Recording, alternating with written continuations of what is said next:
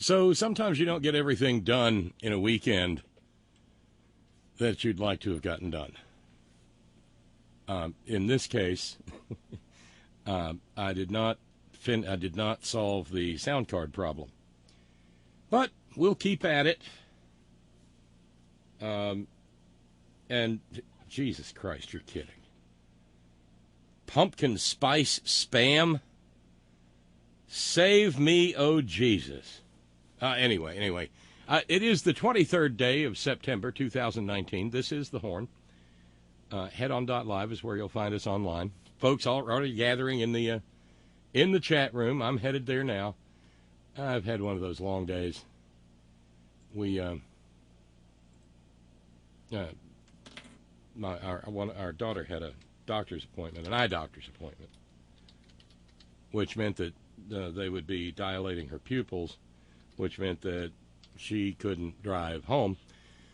So we've been to Charleston and back today, and consequently, one of the things I was hoping to finish doing was the sound card business. I didn't get the problem solved over the weekend, not for want of trying. God Almighty. Hi, I'm Bob Kincaid, and yeah, this is. I want to do what we always do at the beginning of every program, and that is extend thanks to our subscribers, because it's our subscribers who knock down every bit of a fourth of our fundraising needs in any given month. So thanks to Stacy, and thanks to Bernice, and thanks to Philip in Maryland. Thank you all very, very kindly. And thanks to our friends at Mellow Moonlit Meadow, partial sponsor of the program. Thank you to Tirani and Jamie and Michael. Bill in Florida. Thank you to Felicia, formerly of Nebraska, now of Southern California. Thanks to our friends at Shadow Mountain. Thanks to Joan in Talib, Indiana. And those are our subscribers for the 23rd, the 22nd, and the 21st of September. We have just a little bit of fundraising left to finish, and then it's fundraising free radio all the way to the end of the month. That would be, and fortunately, Gary and Gaia out in Oregon, who have recently taken up residence in some new digs, have put a kind $50 challenge on the table to finish out and do the last little bit of fundraising so that we can then enjoy fundraising free radio for the remainder of the month. So there's a $50 challenge on the table, courtesy of Gary and Gaia, and after that, we're done. If that gets met, then from that point forward, I shut up about fundraising. Okay? So hopefully that'll happen soon, and we'll have 2 hours, if not an entire program of fundraising free radio. Let's see, I did the Hi, I'm Bob Kincaid part. Yeah, cool. Okay.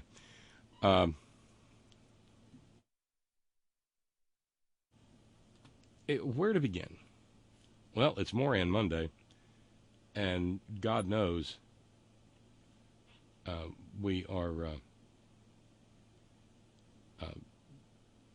Moran poor.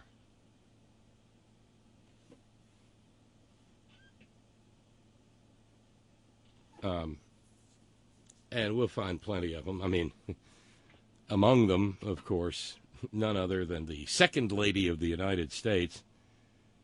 How appropriate that, well, never mind. And then later on in the program, we'll be hearing from our buddy Dan Fisher. Dan and I get together every now and then and talk a little bit of this and that, and Dan has fascinating stories from his career in the entertainment industry, in both film and TV. Maybe we'll get a hint about what his latest project is. And it's also Dan's first anniversary with his new heart.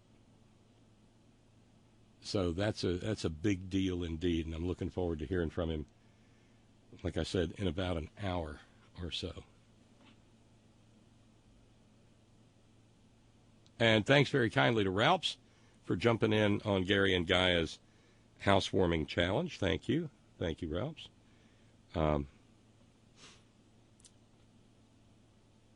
If we want to sort of talk about Morans in a kind of a reverse order, though, and I know, we'll get around to talking about Nitwit Nero and his perfect conversation. It was a perfect conversation, perfect, in which he tried to shake down the president of Ukraine, because, that happens all the time. We'll get to that. But I thought it might be nice to start with someone who actually called out some Morans on her own. And in this case, I'm talking about Greta Thunberg, who got to address the UN climate meeting today.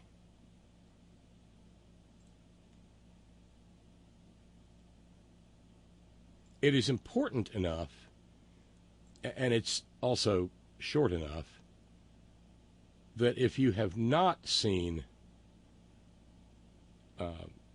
if you've not heard what she had to say, it is very much worth your effort, and my effort for that matter.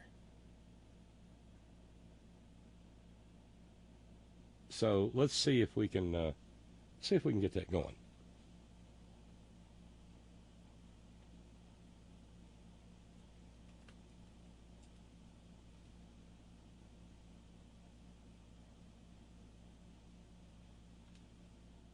Because I don't think anybody's spoken as bluntly to the powers that be as she did.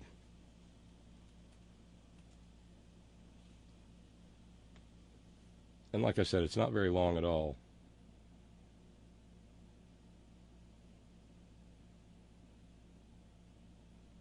So that makes it doubly effective.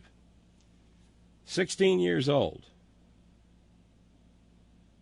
and called out an entire planet's worth of money-grubbing capitalists.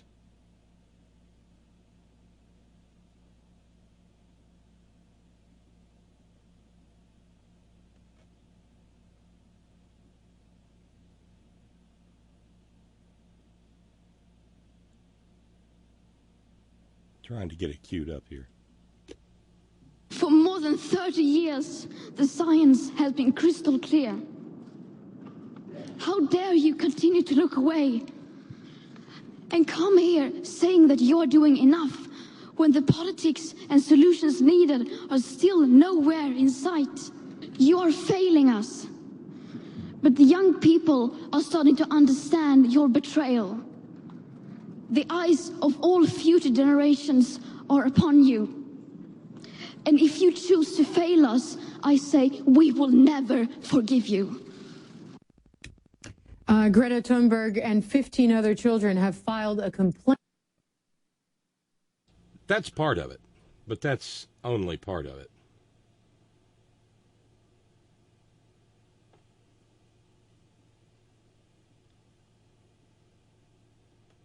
I'm trying to find the actual full clip. My message is that we'll be watching you.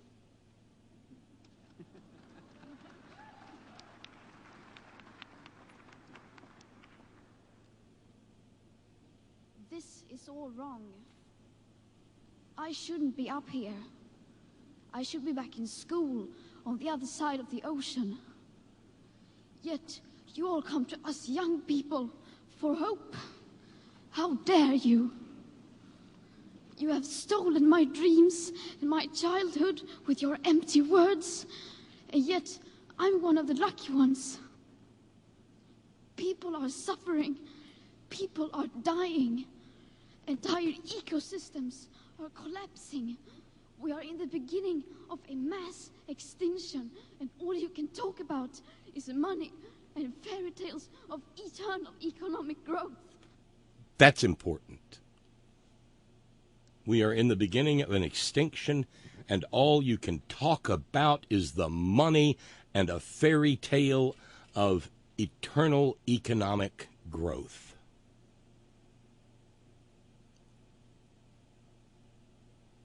What a blistering indictment she delivered of money-grubbing Morans the world over. She deserves a Nobel Peace Prize. There's no doubt of that.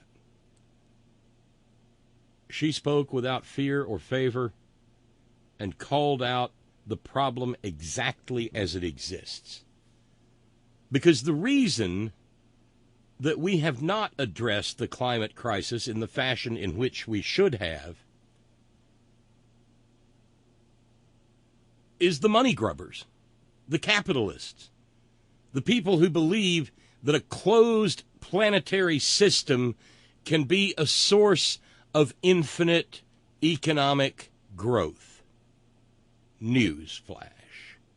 It cannot. And then there's also the fact that in other disciplines, if we see unlimited runaway growth, we have a word for it. It's called cancer. And and anybody who knows anything about cancer knows that the nature of cancer is that it grows until it kills its host.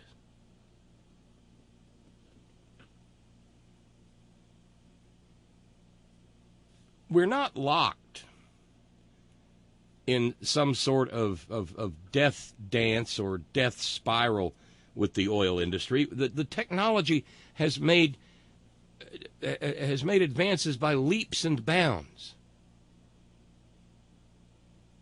In enlightened countries, solar panels are everywhere, as are wind turbines.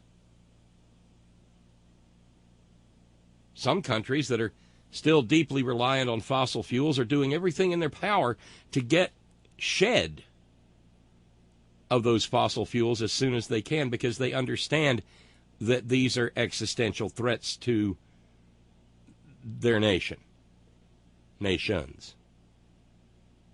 Here in America, we talk about, some of us, acknowledging the reality of the science, realizing that, well, climate change can be the end of us all.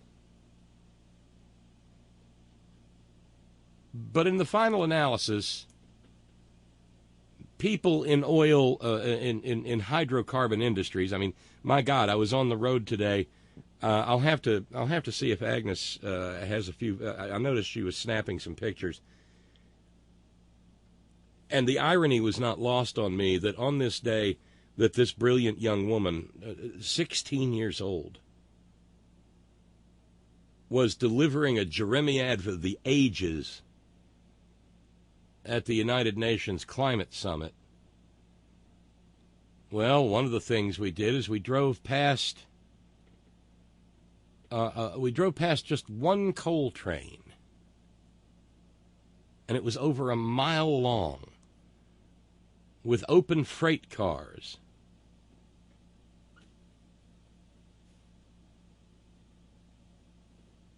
Loaded, mounded up with coal, most likely either going to get on a boat and head to some other foreign country, or as like as not to get on to go down the rails until it stopped at a coal-fired power plant, where it would be incinerated to create electricity and to make less likely the continued existence of humanity as a going concern of a species. We're there. The scientists aren't kidding. But guess what? Along the way, Greta Thunberg, you can tell, well, I'm sure, I don't know, Al, I don't know that I'm sure. I rather doubt that Greta Thunberg has ever read Jonathan Swift. It's possible she has, I suppose. But long, long ago, Jonathan Swift wrote, you will know, and I'm paraphrasing here, but it's close enough not to miss the meaning. You will know a great person by these presents, that wherever he goes, he will be surrounded by a confederacy of dunces. And so, too, at the tender age of 16 years, is Greta Thunberg. Dinesh D'Souza. Dinesh the dumbass. Dinesh the why haven't they closed down Dartmouth College if Dartmouth is willing to give a degree to an idiot like that? Dinesh D'Souza found an old Nazi propaganda poster that featured a rosy-cheeked, blonde-haired, in braids, German girl, and declared that it was the same thing as Greta Thunberg. Because Greta is a leftist, and so too were the Nazis. Yeah, they're still working that corner. It's still one of the dumbest corners in all of political science and history. The idea that because socialist was in the name of the Nazis, that somehow makes them the same as the Swedish social democracy into which Greta Thunberg was born and raised. Yeah, it's that stupid. Because it's Moran Monday. And then there was some other desperate for attention woman, American, of course, I'm pretty sure, whose name is Julia something. And she said she had just booked her airline tickets for her holiday with her family and felt 0% guilt and suggested that Greta Thunberg shut up and get back in school where she can learn that the climate crisis is some sort of fantasy.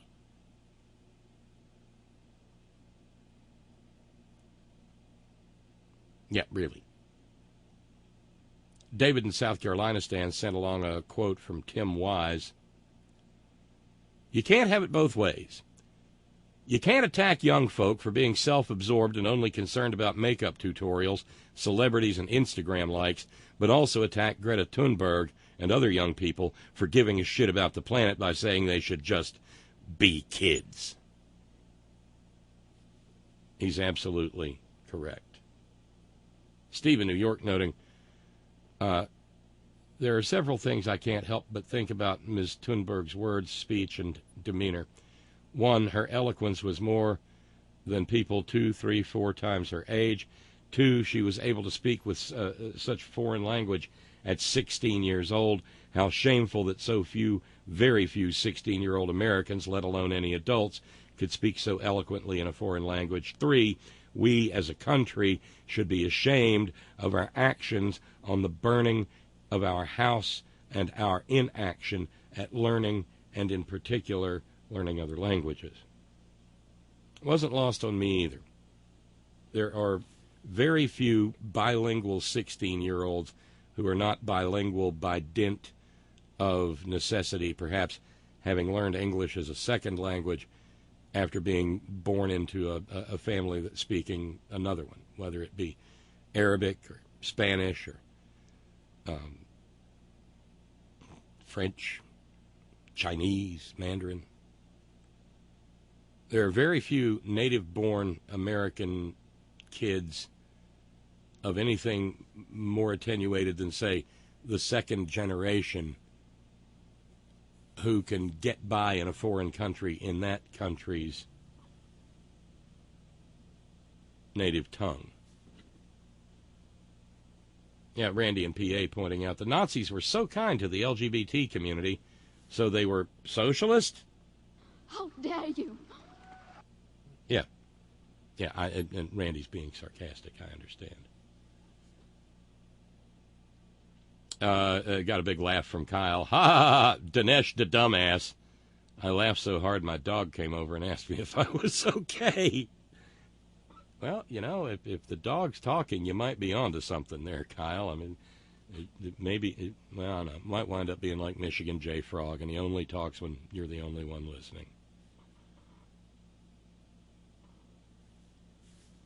Darlene in Connecticut writes, that young woman, Greta, is absolutely brilliant. Apparently, she has Asperger's. The right-wing and Koch-funded trollers have been lambasting the child because of her appearance and dress. Dinesh the dumbass juxtaposed her photo next to an old photo of an Aryan girl that looks similar, trying to equate the two. Another fucker said that accidents happen with sailboats or that sailboats go missing. These individuals should be banned from whatever platform they spewed this shit through. But remember, far from being banned, they're just as likely to be rewarded. Because the people who despise Greta Thunberg are not despised by the money.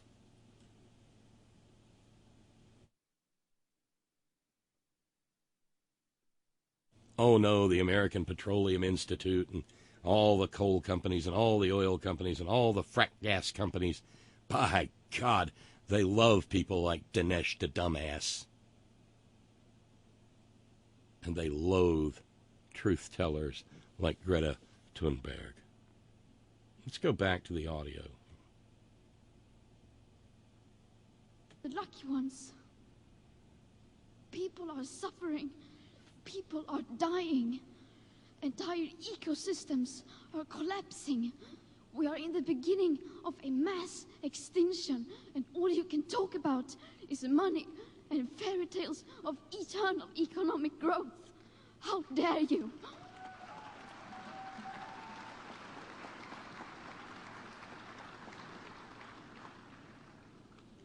For more than 30 years, the science has been crystal clear. How dare you continue to look away and come here saying that you're doing enough when the politics and solutions needed are still nowhere in sight? You say you hear us and that you understand the urgency. But no matter how sad and angry I am, I do not want to believe that. Because if you really understood the situation and still kept on failing to act, then you would be evil, and that I refuse to believe.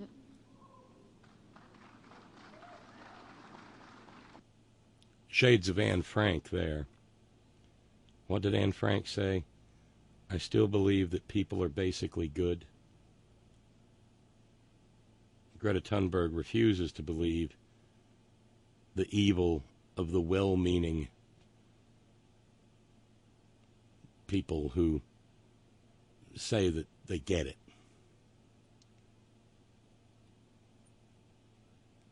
That passage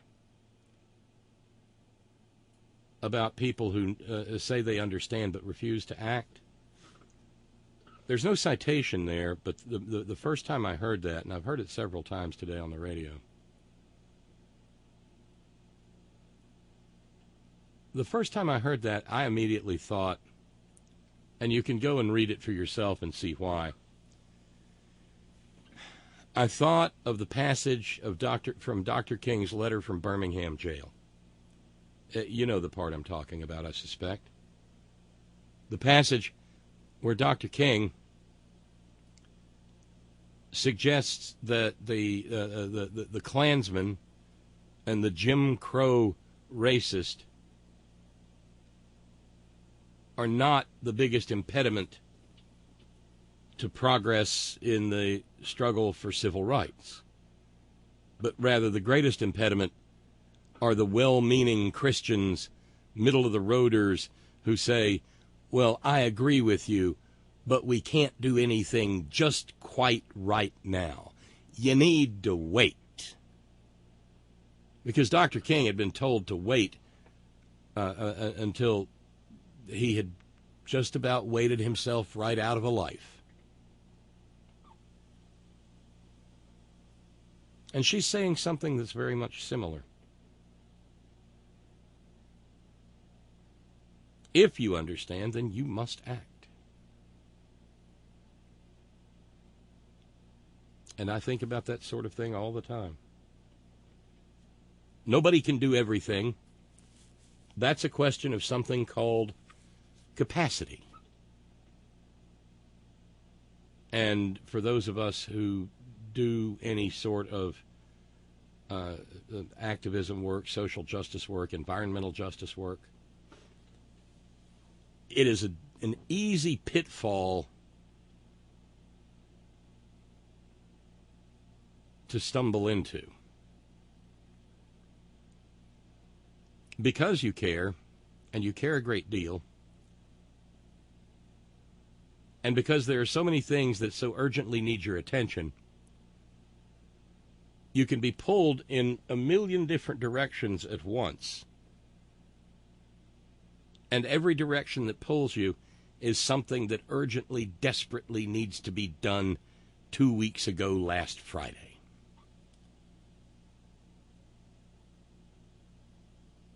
To use an example, mountaintop removal. If you're heavily, deeply involved in that struggle, your heart breaks when you hear about the communities that are tormented by fracking. And then, God, you want to explode when you find out how much is being put at risk to protect a community, protect a nation from giant, filthy pipelines, as the people at Standing Rock did.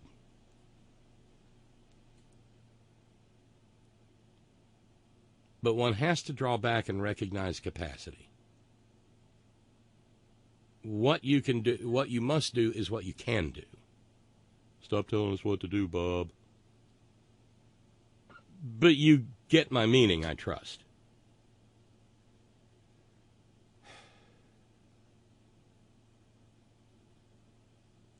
And so you focus where you can.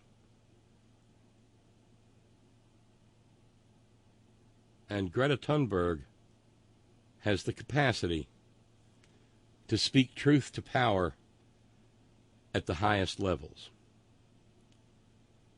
Sadly, though, the people who needed to hear that truth, I suspect, were not in the room today. Because since the United States was not invited to stand up and pontificate, or I don't even, hell, who the hell is our acting UN ambassador now? I mean, Nikki Haley took a powder. She wasn't going to stick around that long after the whole Bonomo fiasco and let her entire panoply of hopes and dreams be covered in shit from staying too long at the Trump regime's party. Well, that person wasn't there. And neither was Mike Pompeo. You know, he graduated first in his class at West Point. Oh, that never ceases to tickle me. But he did.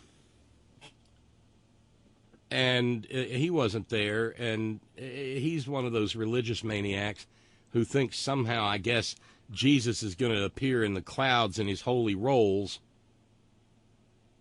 and make all the carbon in the atmosphere, poof, just disappear. And it's going to be Frisbees and wheat checks for everybody. Yeah. Maybe at some point in time, one of those fossil fools will see and hear her words. The popular idea of cutting our emissions in half in 10 years only gives us a 50% chance of staying below 1.5 degrees and the risk of setting off irreversible chain reactions beyond human control. 50% may be acceptable to you, but those numbers do not include tipping points, most feedback loops, additional warming hidden by toxic air pollution, or the aspects of equity and climate justice. They also rely on my generation sucking hundreds of billions of tons of your CO2 out of the air with technologies that barely exist. So a 50% risk is simply not acceptable to us, we who have to live with the consequences. How dare you pretend that this can be solved with just business as usual and some technical solutions? With today's emissions levels, that remaining CO2 budget will be entirely gone within less than 8.5 years. There will not be any solutions or plans presented in line with these figures here today, because these numbers are too uncomfortable and you are still not mature enough to tell it like it is. You are failing us, but the young people are starting to understand your betrayal. The eyes of all future generations are upon you. And if you choose to fail us, I say we will never forgive you.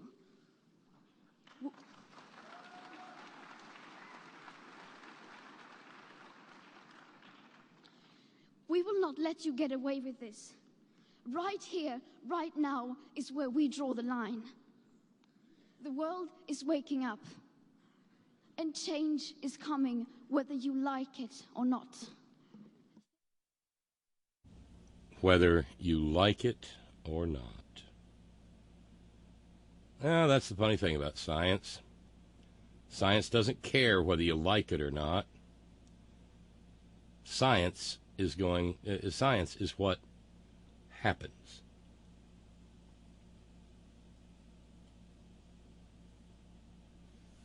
Oh, by the way, going back to Dinesh the Dumbass, Brother Deacon Asa points out something salient. You can tell young Dinesh has never actually read Mein Kampf because he has no idea that an entire chapter exists in the book about the left being the enemy.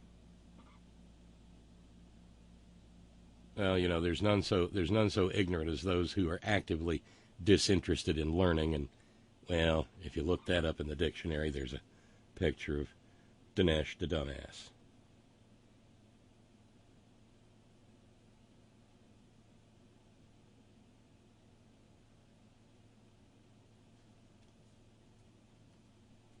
So is How Dare You trending yet? Did it trend today on social media? It should have.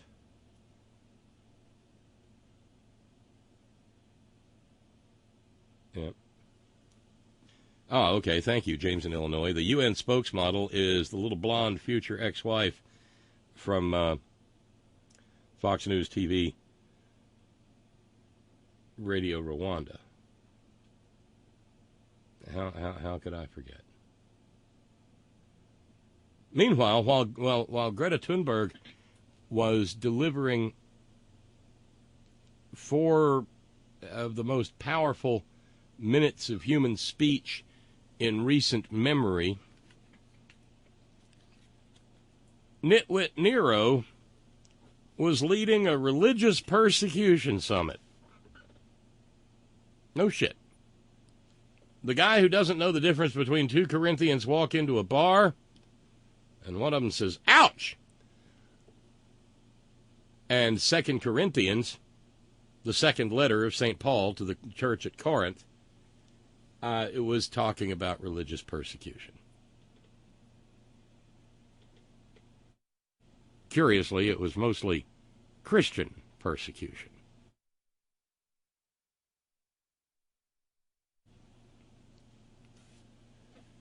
Ron in Raleigh says, I'm guessing Dolt 45 is fuming because Greta will probably get the Nobel Prize he believes should be his. I love Greta. She embarrassed all the clowns she goes up against. A bit ago, you mentioned solar panels on the roofs all over Europe. Remember when old 666 himself, Ronald Wilson Reagan, removed the solar panels from the White House? Yeah, I do. That was one of his first official acts as president.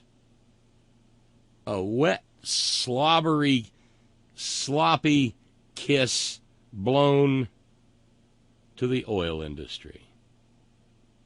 Ron reminds us, you'll also remember that no Democratic president put them back. That is my greatest fear. Even if Democrats win back the Senate and keep the House and win the presidency, all the crap that the Republicans have put in place will remain in place. And that is a risk because damnatio memoriae is damn difficult to enact in any system that is vaguely even pretends toward democracy. It may be that democracy, as much as it is fetishized, may do us in. Democratic rights, and I don't mean Democratic Party, I mean little d,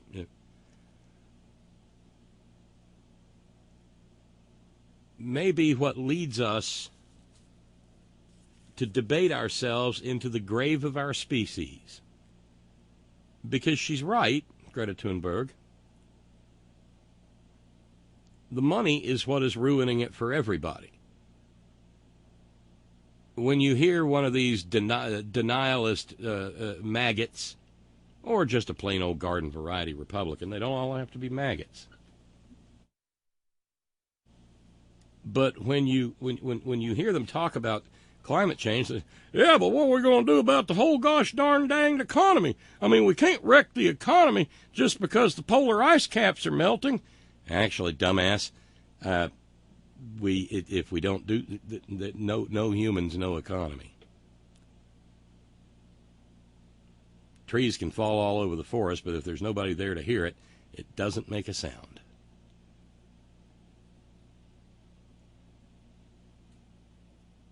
And so the risk that Ron in Raleigh identifies is very real.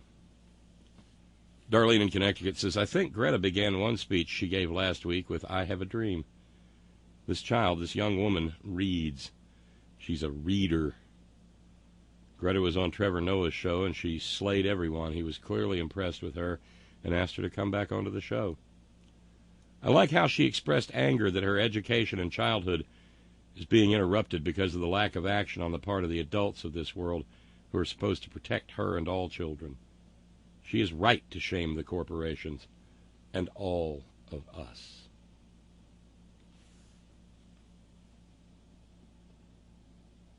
And you have to keep saying it over and over and over again until they get it, until somehow or another the light goes on. Some of them, I guess. Oh, there's the idiot. The idiot in question that I mentioned earlier is Julia Hartley-Brewer.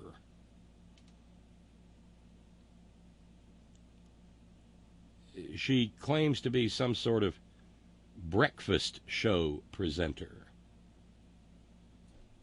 She says, preferred pronoun, she, her imperial majesty. For an idiot, she thinks highly of herself. What she said earlier was, Hi, Greta. I've just booked some long-haul flights for my family to enjoy some winter sun on the beach this Christmas. Level of guilt being felt, 0%. Well, you know, sociopaths and psychopaths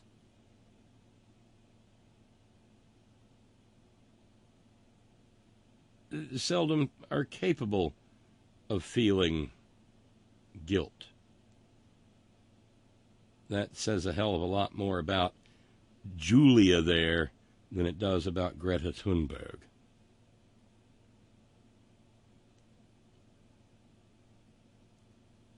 Well, very good. Very good.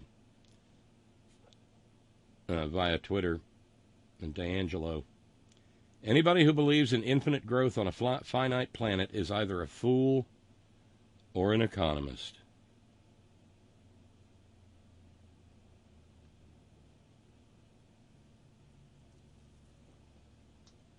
And that is sadly true. I mean, it doesn't, the idea of capitalism as it was developed by Adam Smith in the late 18th century is one thing. But the fact that we persisted in it, especially in this country, long after it had become scientifically laughable, well, that's on us.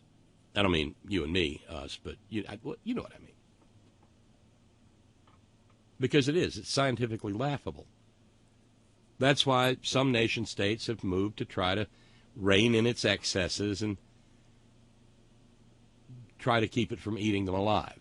And those are the social democrat, modern liberal states of Scandinavia, Western Europe.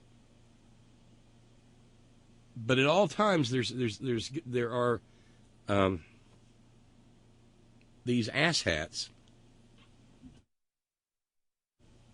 who worry more about the money than they do about the people.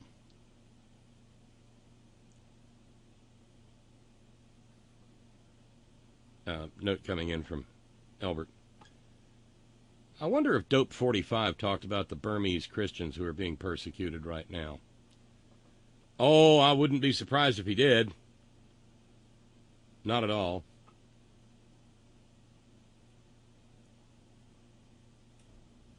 As Kyle points out, Greta Thunberg is amazing and she speaks from the heart. Too bad those people she was calling out will ignore it because there's money to be made in letting the planet burn and killing us all. Because capitalism, why is it that the kids are the ones who are always the more inspiring and better leaders than the so-called adults are? Parkland school shooting survivors, Sunrise Movement, etc. Well, that's because in part because they haven't been around long enough to be ground down and beaten down. They are still buoyed along by their optimism and their determination. And that's not me taking anything from them. I sometimes engage in that kind of optimism. It often, lately, it doesn't last that long, but it is. I mean, I experience it. I mean, we can get out of this situation, but we've got to start talking realistically about what it means. And as I have said 100 times over, well, maybe not that many times, we have to understand what's involved. And there's going to have to be a massive amount of behavior modification. Here, not far from me, over on the Ohio side of the Ohio River,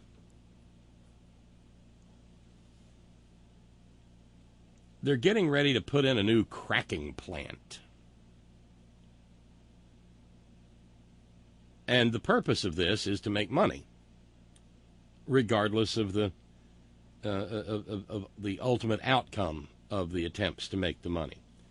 They're going, because Ohio and West Virginia are fracking for all they're worth, there's a lot of byproducts that come out of the fracking process that, they're really not doing anything with. So they're going to take these byproducts, and this is going to be the second such plant in the region. They're going to take these byproducts and use them to turn them into, wait for it, plastics. More plastics.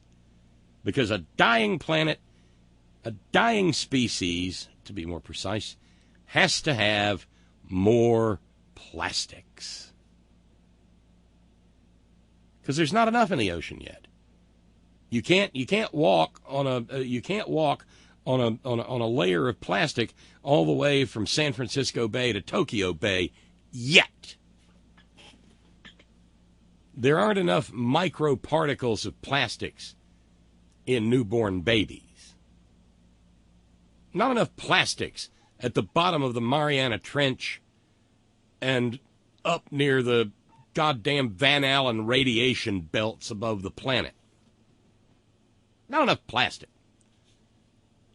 And oh, by the way, this stuff's going to emit tons of carbon and a whole lot of, a laundry list of unpronounceable chemical toxins.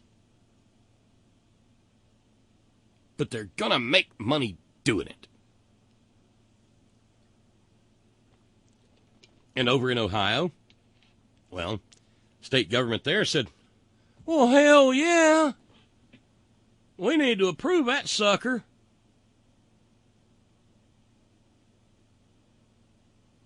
And so some environmental groups sued, and they've entered a consent order. But the plant's still being built. And while the company says it'll monitor and it'll put up, they're going to put up a website, and they're going to tell people what kind of crap's going into the air, so that I guess they can know what it is that's poisoning them.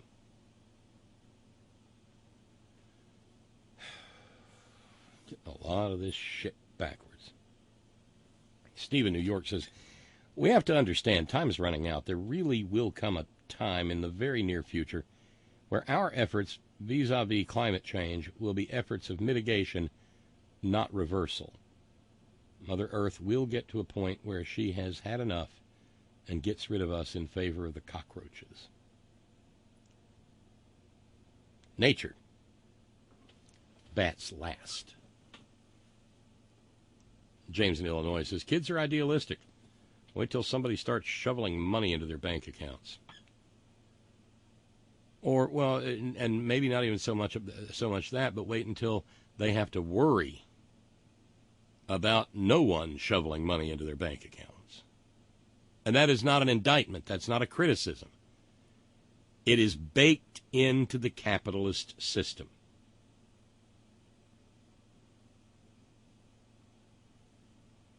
Oh, well, a good point, Monique. Monique says, so these bastards are, as so-called adults, are yang, a teenager? Isn't that called bullying?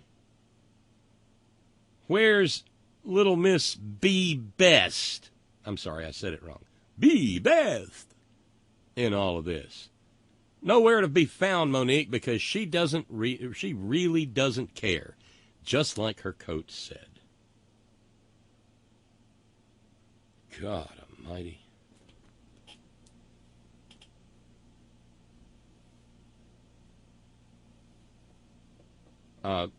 Jack in Shreveport points out, in the past couple of appearances of this piece of human waste, as Malloy would call him, on Washington Journal, I've heard Dinesh the dumbass be called by probably half the callers to the program an outright liar and dress him down. I don't recall the specific subject matter, but I think each was a subject in one of his books. I'll add his stupid books. At least there's some sanity getting through on that program. I had a clip, it went away somewhere, of someone actually sounding intelligent on Washington Journal, and I felt like I needed to run it, but I've lost the tab, just because it was such a seeming dadgum rarity.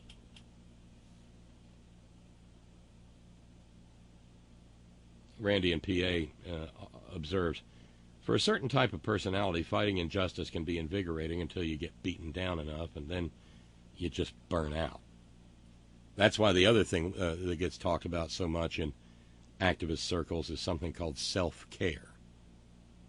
And that is, the among other things, the necessity to periodically walk away and not think about it if you can do that.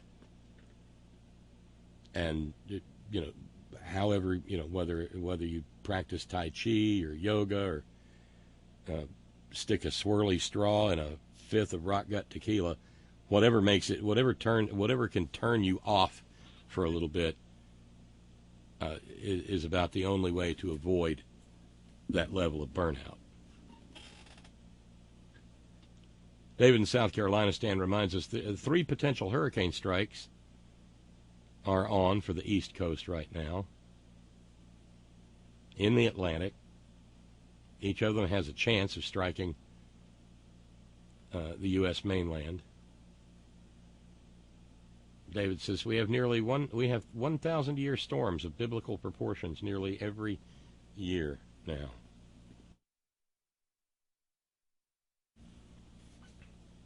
Yeah, 500-year floods every 2 years.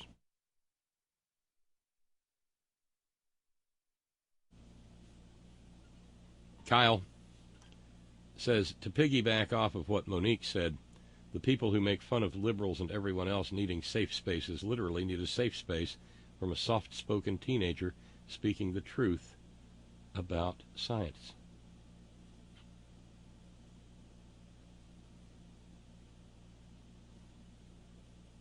Isn't that just the damn truth?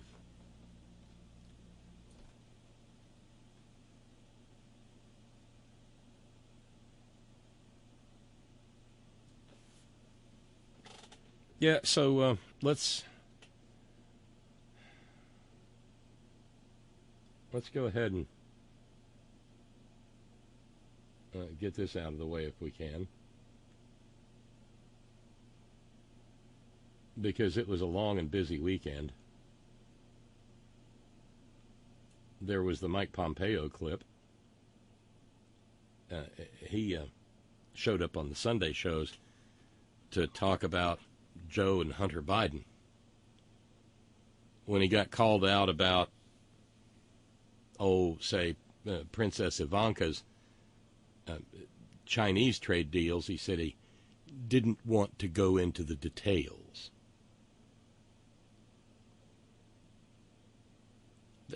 I guess they're so used to a compliant, for-profit media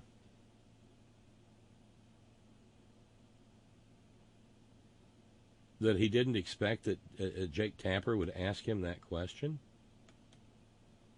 Or maybe that was just that magnificent first in his class West Point brain at work.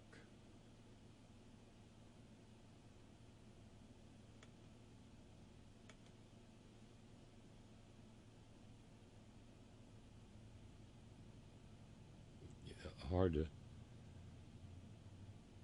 to tell. But just like the Parkland kids with gun violence, the young people battling the climate crisis aren't playing.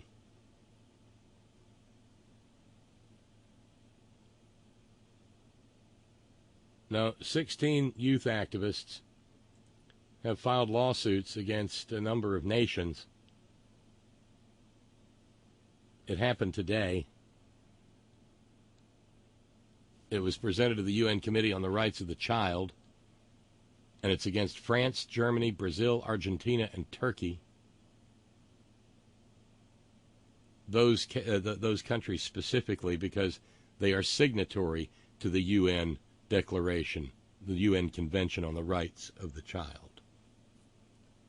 The United States, of course, did not sign on because, of course, the United States does not see any significant rights of a child unless, of course, that child is unborn, and then it only has rights until it gets out of the womb.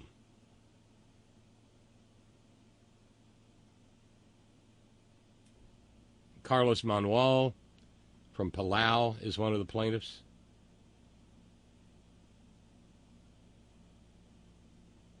Ridhima Pandey from India, Ayaka Melithafa from South Africa, Alexandria Villaseñor from the U.S., and, of course, Greta Thunberg.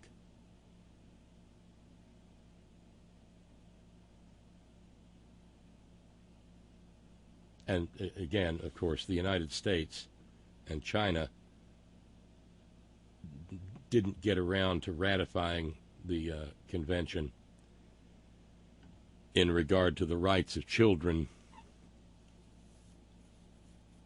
to file complaints to enforce the rights embodied in the document.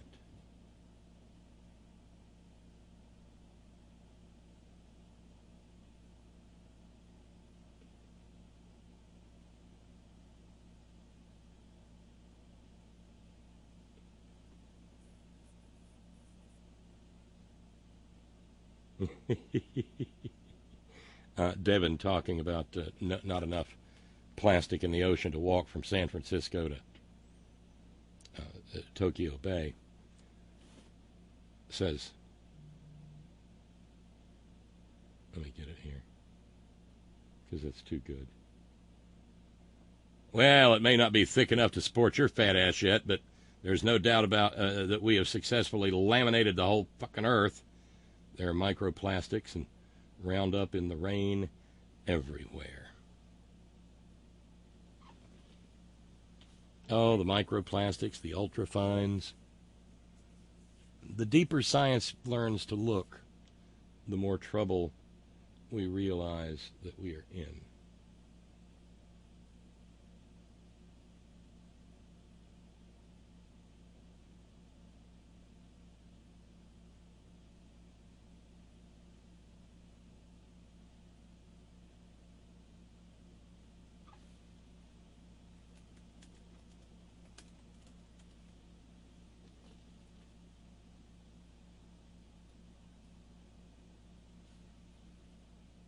I had Dan Fisher on the line for a minute, and then he disappeared.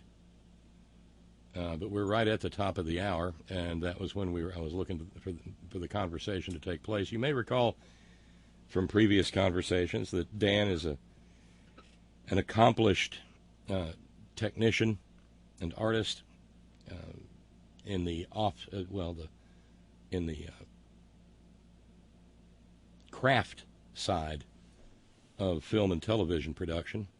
He is also celebrating a whole year with his new heart, and so it's kind of a birthday.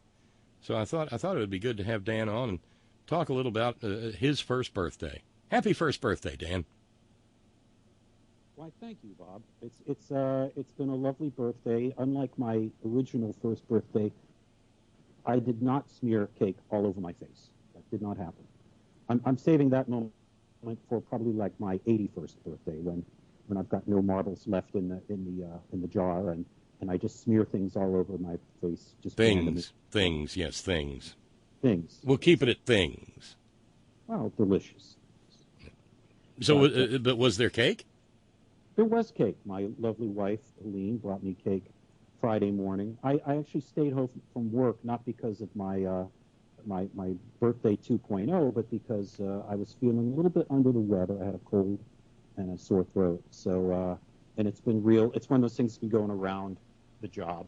So I decided to just hang out and do my work in bed, which I know is just the worst possible way to do work, right? But I did that, and yeah, and Helene came up with those Mylar balloons and a piece of cake. I mean, what's better than that? Chocolate? Was it chocolate?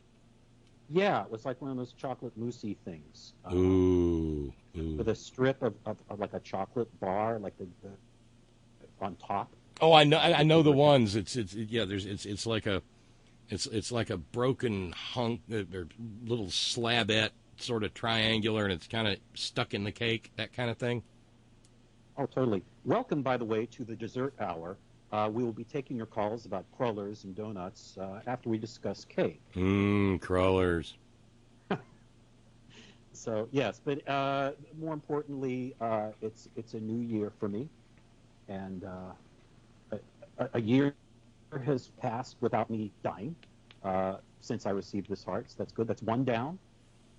And listen, these days, for anybody who might have to undergo the procedure of a transplant of any sort, or have a loved one that might have to do this, a lot of people are scared naturally going into it, especially like a heart, which if it stops and doesn't start again soon, life could it's possible does not continue. There's a fear of death, but things are just so great now in terms of what medicine can do, and it's continuing to learn how to do that. The odds of surviving a heart transplant or liver transplant or someday a brain transplant, it just gets better and better every year. So that's another reason to celebrate a year. So every year that I'm alive, I get to see the advance of science and of medicine for people who are not me, and I care about more than myself. I care about anybody that goes through any, any medical malady. Certainly, when people are like, oh, you were so brave or so this or that. I wasn't brave at all. I had to endure this because I had no other choice, and I had wonderful doctors. And the people that have things like cancer or whatever, those are just, that's just mind blowing to me that anybody would go through that. Hey Dan, let me just interrupt for a moment. I'm not sure what kind of are you just on your Apple laptop or? Yeah, is it not coming in well? I don't know if honestly I don't know if it's on your end or my end, but I'm having a rough time with the audio. Oh, well, that's no good. Is this any better if I kind of hold it to my mouth, or? Yeah, it actually got a little bit better. Okay, if it still sounds crappy, let me know, and I'm on earphones right now. I'm just trying to eliminate, the room tone. Oh no, don't worry about the room tone. That may be it. The ear, if you're using the Apple, Let me take it off. Okay. How are we now? You're a little roomier, but that's okay. Okay, and I'll put it closer to my mouth. I want the full experience for our listeners out there to get to actually enjoy this and make this as not as self-indulgent as possible. But anyway, so heart transplants, I recommend them. I mean, not if you don't need it. It's not like Botox. Don't get one if you don't need one. But if you do, it's a wonderful thing. I'm guessing now my heart might be 26 years old because it was 25 last year when I got this thing. But I have a heart that's half of my age, and I'm hoping to do my part to take care of it so that it continues to last and do good things for me. So it's been a little while since we talked. I mean, you've been back with nose to the grindstone, putting your heart into your work. Yep.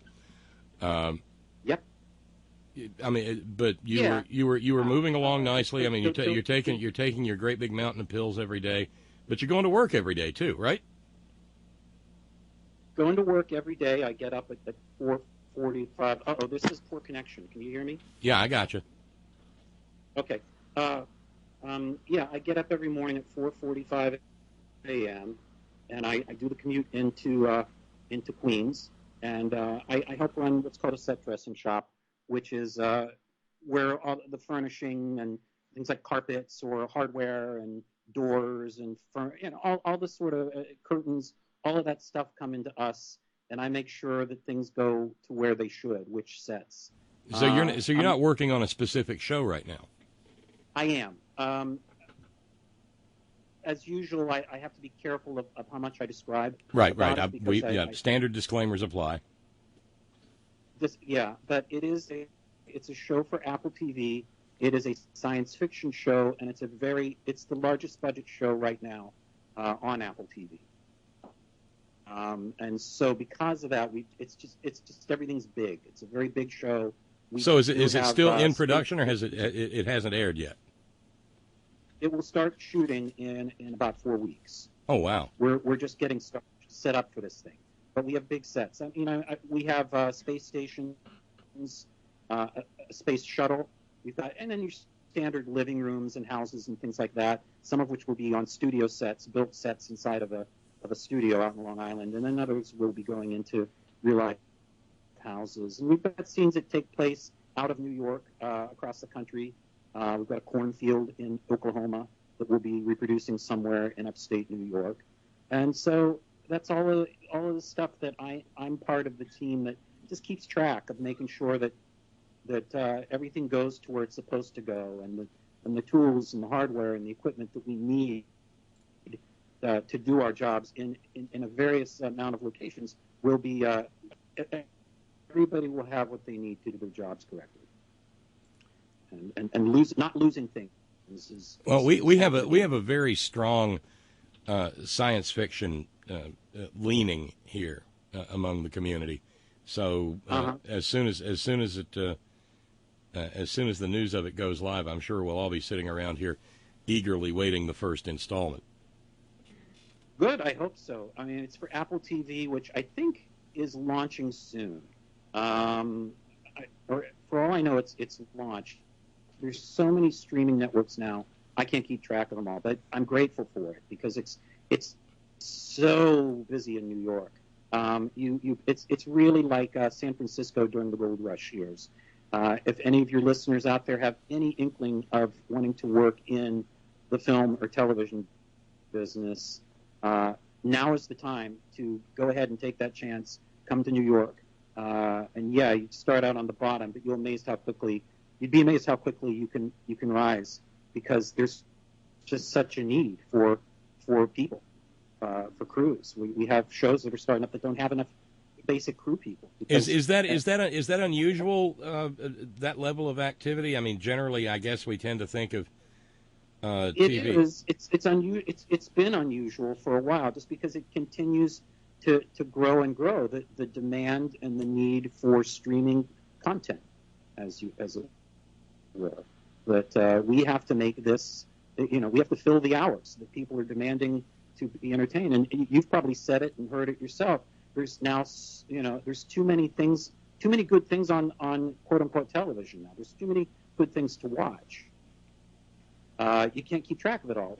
Every day I've got somebody recommending, "Oh, you've got to watch this series. It's the best thing ever." And I'm sure they're right, but I can't. If I wouldn't be able to go to work and do anything if all I did was watch the shows that people recommended I watch. So, how are you, by the way? Since we haven't talked and everything, how are you doing, and how is your family? It's been. It has been a while since we talked. For the most part, it was a busy front end of the summer, and then it felt like the back end of the summer I just didn't get anything done that I wanted to. Yeah.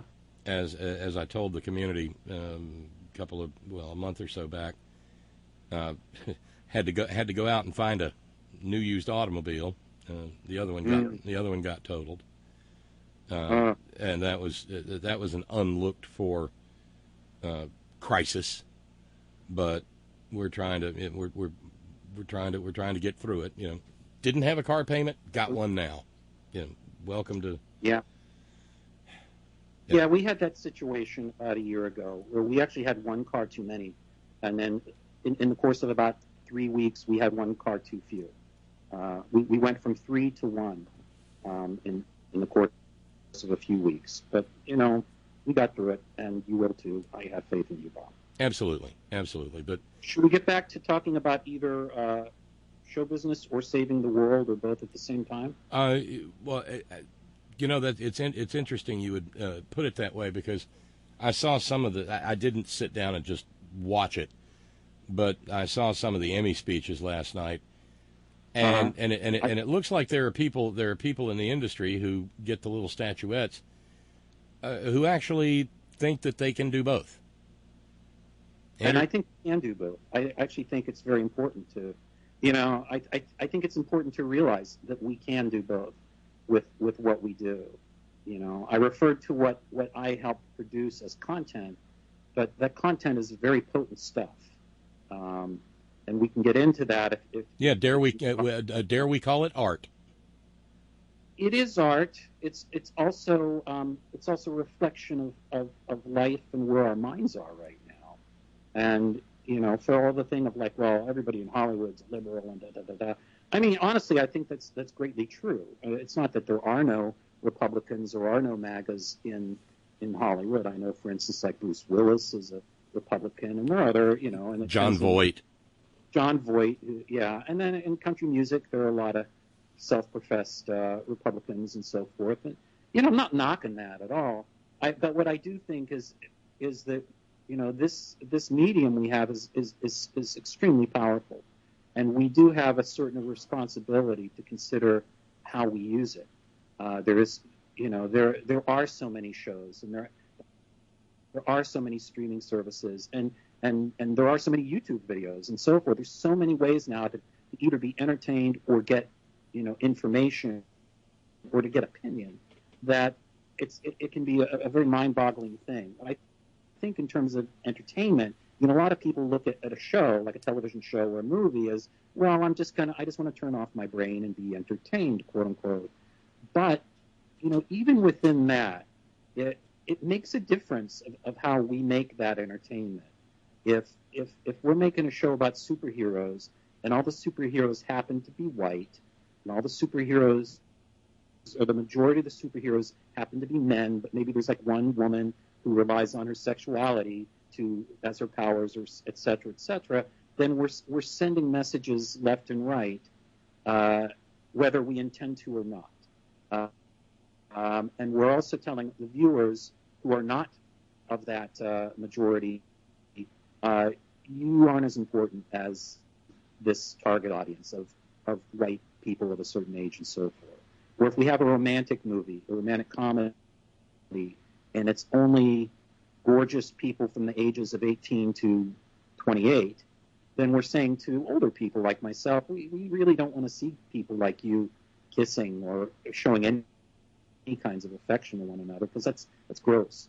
We want to see sterling, beautiful, sculpted bodies. And listen, I like to see that too. I don't know if I necessarily want to see flabby guts hanging out and so forth. That reminds me. There was a film eons back now. It was one of his last, in which Burgess Meredith did a nude scene. And was that? Obviously, it made an impression on me, and not in a good way. Do you happen to recall? I mean, was it? Did you see Mice and Men? By the way, Burgess Meredith was George in that. Yeah. Oh, yeah. Hey, would you like to see me take off my pants? That's my bad Burgess Meredith impression. Was that one of the Grumpy Old Men movies? Because I know he was in that too. Because his whole thing was to say dick jokes throughout the Grumpy Old Men series. Was he naked in that too? Oh, I can't. All kinds of. I can't play. That's the reason I asked. I can't place the film. I only know that I have several scarred synapses as a result of it. Well, I mean, I guess that comes to what I was kind of whining about a second ago. It's like I wouldn't mind seeing affection between older characters in a movie. I mean, not necessarily Burgess Meredith nude or whatever. But it is important for like overweight people to occasionally see somebody that looks like them on screen. They're not portrayed for ridicule, or maybe that there is a possibility that there's somebody out for them who doesn't find them gross to look at or whatever. It would be nice for gay characters in a sitcom to be affectionate to one another and not just simply sassy and intrusive. It would be nice for women to be portrayed as smart and capable. I mean, there's all that thing now, like when there are female leads, where they're always described as, well, she's really smart and independent. She's really tough, and it's like, okay, but what do you mean by that? Do you get the? It can't just be like every once in a while a woman punches somebody. It's like, would it kill somebody like the scientist to be a woman? Or would it? Whatever. I just think that representation is important. Oh, I think that we're seeing some of that now in terms of in terms of character development. And listen, I think we're seeing casting. I think we're seeing the benefits of at least one generation of representation now. For black women, for instance, I mean, we've now had a generation of young women who've grown up seeing Oprah become Oprah, and Michelle Obama, who's not an entertainer but is certainly in the media enough. There's and Beyonce, whatever. It's not just been about the occasional black act, the one token black actress. No, it's not. It's not a one-off anymore. It's not a one-off. It's not that we already have our one. Yeah, exactly. Our standard, black chick who gets the girlfriend to somebody. That's all you get. I think there have been models for a generation now, and I think we're seeing the benefits in terms of society. I do see that. I do believe that black women are coming of age in a way in our society now. In my lifetime, that you're seeing more education, educational levels. You're seeing more doctors and doctoral candidates. You're seeing more professionals, and I think the glass ceiling is being chipped away. And I do think that Hollywood and what we see on television and on our computers makes a difference in that. I think gay marriage became more acceptable when it was on TV with not only Will and Grace, but Modern Family, when you had that gay couple on Modern Family, who were married. Were they married on the show, or they were just, married by, guise of God? I can't recall, but what you're talking about is is what Joseph Campbell described as the power of myth. Our myth, our myth making establishes our subsequent realities. Right.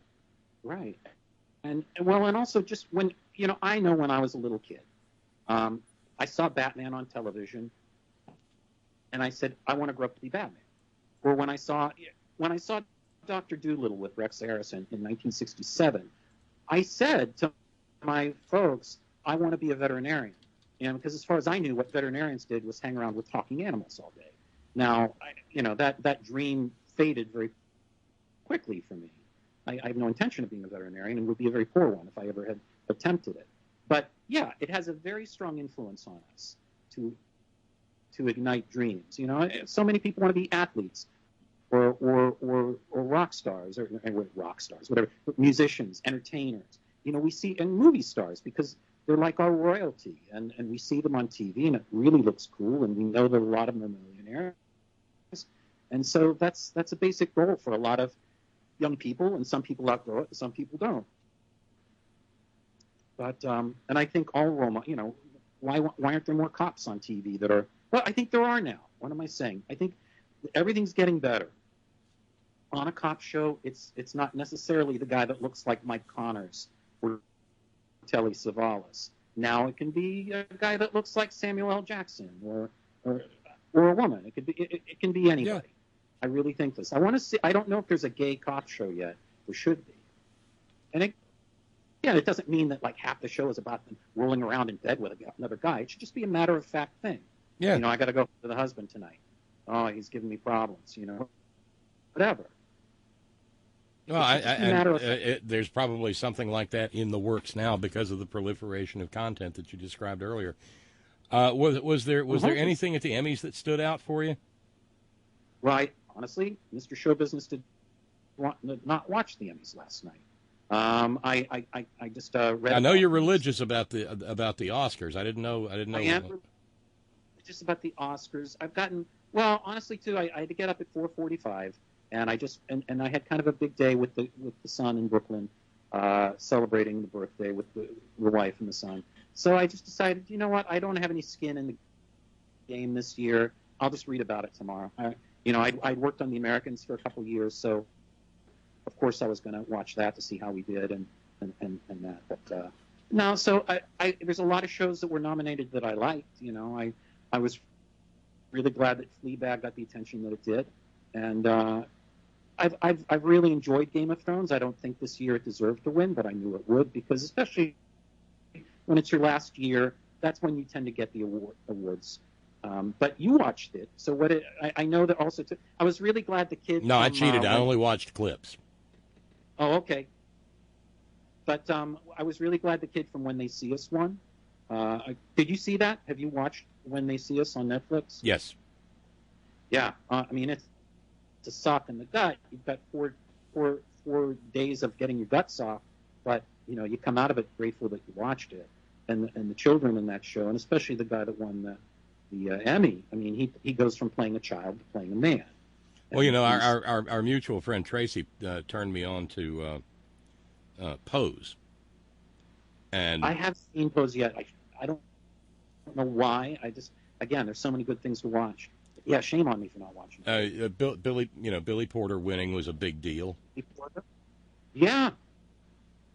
Yeah, I mean, I haven't talked about trans people. There's so many people I can talk about to say, well, this group has been ignored, or this group has just been, considered. Well, what happens next is one of the brilliant trans actors on that program has got to get nominated, because there's some amazing work being done.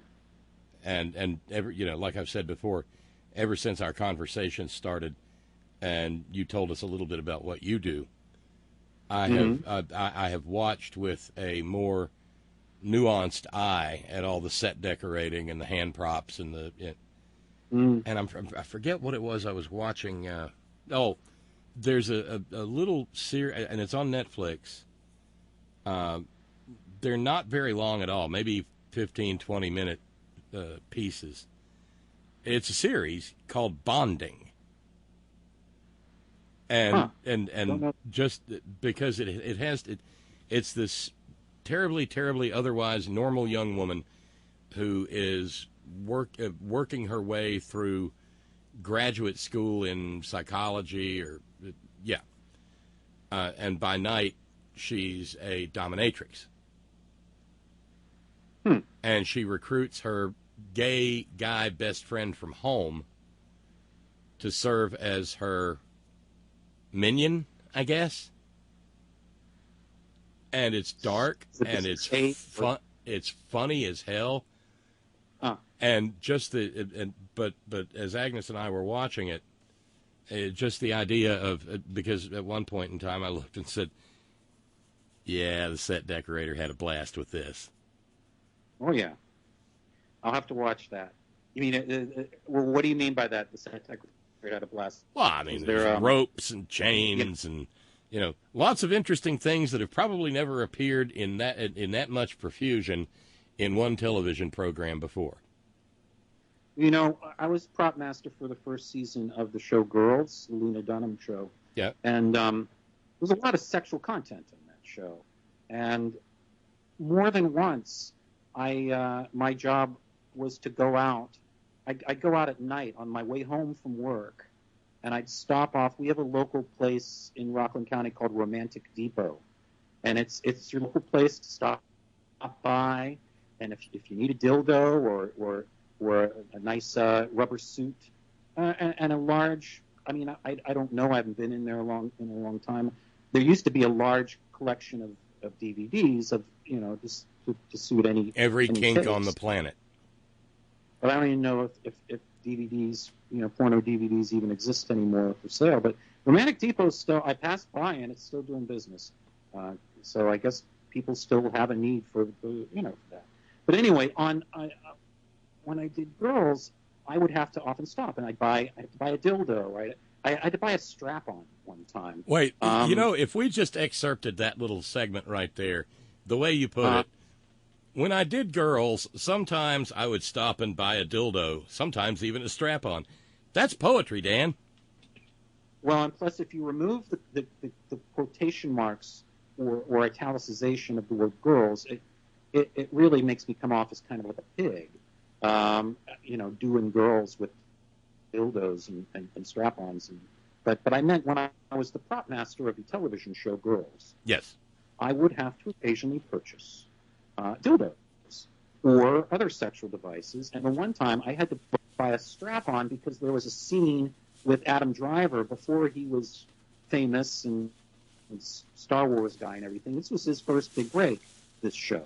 And there's a scene where he's doing something very sexual with Lena. And, a lot of times when you do those scenes, actors are faking it all. Pretty much all the time, they're faking it in one way or another. They're thrusting their hips, but they've got on like a little, what they call a cock sock or something like that. And I think they had one for Adam, but at the same time, I think Lena's character had her hand on his genitals. And so she wanted something that she could really put her fingers on that wouldn't be Adam's actual genitals. This is touchy stuff. Or not, no pun intended. So I went out and I bought for Adam Driver a strap-on dildo. And so he put on the cock sock. Then on top of that, he wore the strap-on dildo. And we framed it so you didn't see the strap-on part as he's doing his thing. And she is grabbing it and touching it, but it's not him. But it almost is, but it isn't. So, and this was the kind of stuff I would occasionally do for that show, is stop off at the Romantic Depot to buy stuff. And I always was curious to see if I would run into somebody I knew. Like I was really relishing the idea because I could at least say, well, this is for my work, whereas if I ran into like my kid's, science teacher or something, it's like, try to explain that, Not that there should be any shame in publicly buying. Yeah, but in a store like that, if you say this is for my work, the standard refrain is, yeah, sure it is, buddy. Yeah, I know.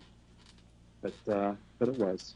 And if I were to buy such things for my own pleasure or somebody else's pleasure, that's my business, and it's nothing to be ashamed of. Because America. Because America, and sexuality is healthy and enjoyable, and as long as as long as there's consent and so forth, hey, don't mind if you do. Well, exactly. Yeah. So, speaking of dildos, when are we going to start talking about Trump? Well, see, oddly enough, you here, hang on. You get a cowbell for that. Well, I didn't want to come on tonight and just talk show business. I think that no, but oddly enough, I was about to say the same thing. Okay, we've done everything. We've just got to stop ignoring the moron elephant in the room. Yeah. Well, and I have to confess, I haven't listened to your show in a while, so I don't know if this is done to death or not. God knows. When I go to one of a number of news sites, for me, the first question pops in my head is, what did he do now? What did he say now? That's really it. And the headlines rarely fail me in that regard. There's always right because this is the reality show presidency. Yep. Well, and he's gotten the presidency he really wants now. He really has gotten rid of anybody that could tell him no. And now it's all yes men, including his attorney general. And it is mostly men, except for good old Kellyanne has managed to stay clinging to the raft. But he's got all these people now that just basically let Trump be Trump. And so it's really that monarchical president that he's always dreamed of having. He's got it now. And he doesn't even have a Congress that's willing to stand up for him. But thank God for us that his imagination is still pretty limited. It's all about what he can do for himself. We still manage to wake up every morning, without isotopes floating around our heads. So, thank goodness for that. But anyway, does he scare you though? He does scare me, of course, because he is unstable, and this is not news to you or any of your listeners. He has been unstable, but he's gone beyond that. He can't speak in sentences. He loses in a standard paragraph. He loses verbs. He loses basic nouns. To say nothing of a stream of thought. Now, granted, you and I tend to go on all kinds of tangents, but we generally come back around to some sort of cogent idea. But he's really lost a lot of that. Some of his, I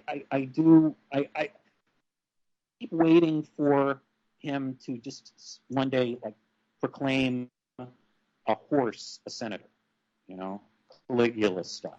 Incitatus. And be totally serious about it. Yeah. Yeah, the horse's name is Incitatus. And so that I believe this, not in jest, but in sincerity, is my way of saying, hell yeah, that person has nuclear codes. And do I think behind the scenes that more than once somebody said, no, Mr. President, it's not a good idea to send out the nukes? I'm sure it's happened a lot. But what I do worry is that little by little, those people have either been fired or they've just quit because they couldn't take it. Well, Dan, the community here is pretty well plugged in and absorbs and consumes a lot of information, a lot of news. So yeah. when I get a chance to chat with you, it's sort of a rarity insofar as, and I mean, I love you dearly, so I mean no disrespect by this. You're kind of my man on the street barometer. Uh-huh. And so, you live in ostensibly liberal New York. Ostensibly, yeah, primarily. Where do you come down on impeachment? I think now it's a necessity, and I've dragged my heels about it. I'll be honest. But out of political consideration, I've thought that maybe it's not a good look for us, or especially coming so soon after the Mueller thing. It just I had thought at one time it's just gasoline to the fire. But now I think, especially with him saying, well, yeah, I called up, I got in touch with foreign nationals and I pressured them, Ukraine to try to blackmail Biden and influence our election. I mean, for him to say, well, so what, is beyond, there's no, he doesn't even attempt to deny it. You can't just say, well, it's not politically expedient to follow the Constitution. He's been ignoring the Constitution for most of his presidency, but it's been extremely blatant the past year or so, I think, when he's really tested the limits, and Congress has really allowed him to test the limits. Where you had that farce of the subcommittee last week with what's his name, the Lewandowski, the former, where he just said, I'm not going to answer your questions, and whatever I tell you is probably a lie. What are you going to do about it? And they're like, well, I don't know. Try not to do that. There's no pressure whatsoever to tell the truth. There's no pressure whatsoever to follow the. Well, that's one. That's one of the things that I think this presidency has done, Dan, is to show us the fault lines and the flaws in a system that we thought was sort of toddling along and working, not great, but well enough. And the fact that findings of contempt, and the Intel Committee, their Judiciary Committee, they may vote out some a contempt citation on Lewandowski, because if anybody deserved it, by God, he did. And then it becomes a referral to William Barr, and it just sits there. Because of course William Barr should be he should be in contempt as well. This entire administration is contemptible. Yeah, you're out of order. I'm out of order. The whole system is out of order. It's true, and it's being allowed. And nobody, I mean, for as ever left wing or right wing previous presidents throughout history have been, there's always been a gentleman's agreement, as it were, between presidents. If we're going to follow standard procedures to some degree, we may point it in different directions or for different purposes, but we're all going to agree that if Congress calls you, or one of your staff or ex-staff before a subcommittee, they're supposed to testify, or if they don't, as in the case of the Watergate hearings, they can go to jail, and we will make them go to jail. We will punish them for not cooperating, because we believe that Congress is an equal branch of the government, the whole, triangulation of it. And now it's not that at all. It really is to serve the king and to protect the king. And that's how Trump looks at it. He looks at the attorney general as his own consigliere, his attorney to represent him, which was not the role at all of the attorney general. I don't have to tell you that. But, man on the street stuff, I mean, my feet are in two different streets. My one foot is mostly in the New York area, has been for some time. But I do pay attention to where I came from, which is West Virginia, which is an entirely different street altogether. And so I just find it very, very,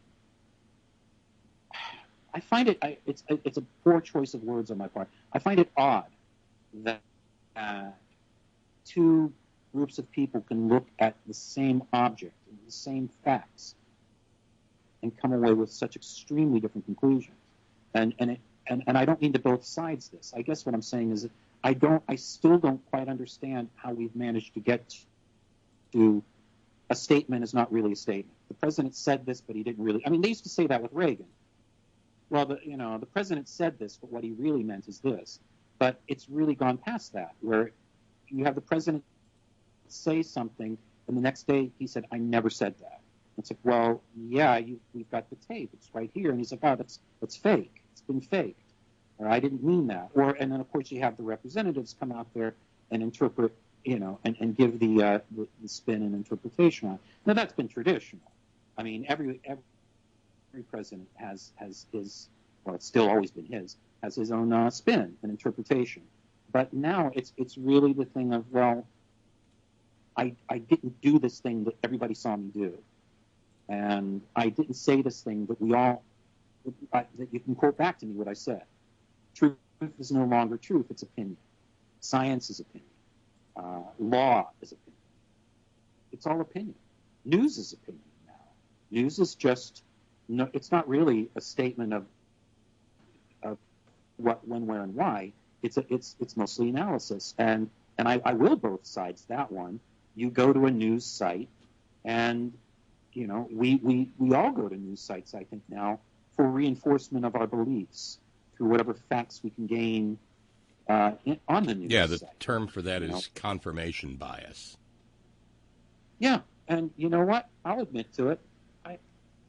I'm not going to go to Fox News for my news, and more often than not, I will click on the thing that looks interesting to me if it's critical of the president, because I so detest him.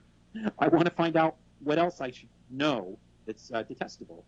It draws me in. I sometimes feel slimy and sticky and wrong about it, but it draws me in. I'll admit it. Same as I admit to going into, sex stores and buying dildos. I'll admit. Strictly for work, though. Strictly for work, yes. Strictly for work. Yeah. Yeah. Well, I ask you about these things because, like I said, when you're immersed in it up to your chin, some things seem obvious that I suspect probably aren't.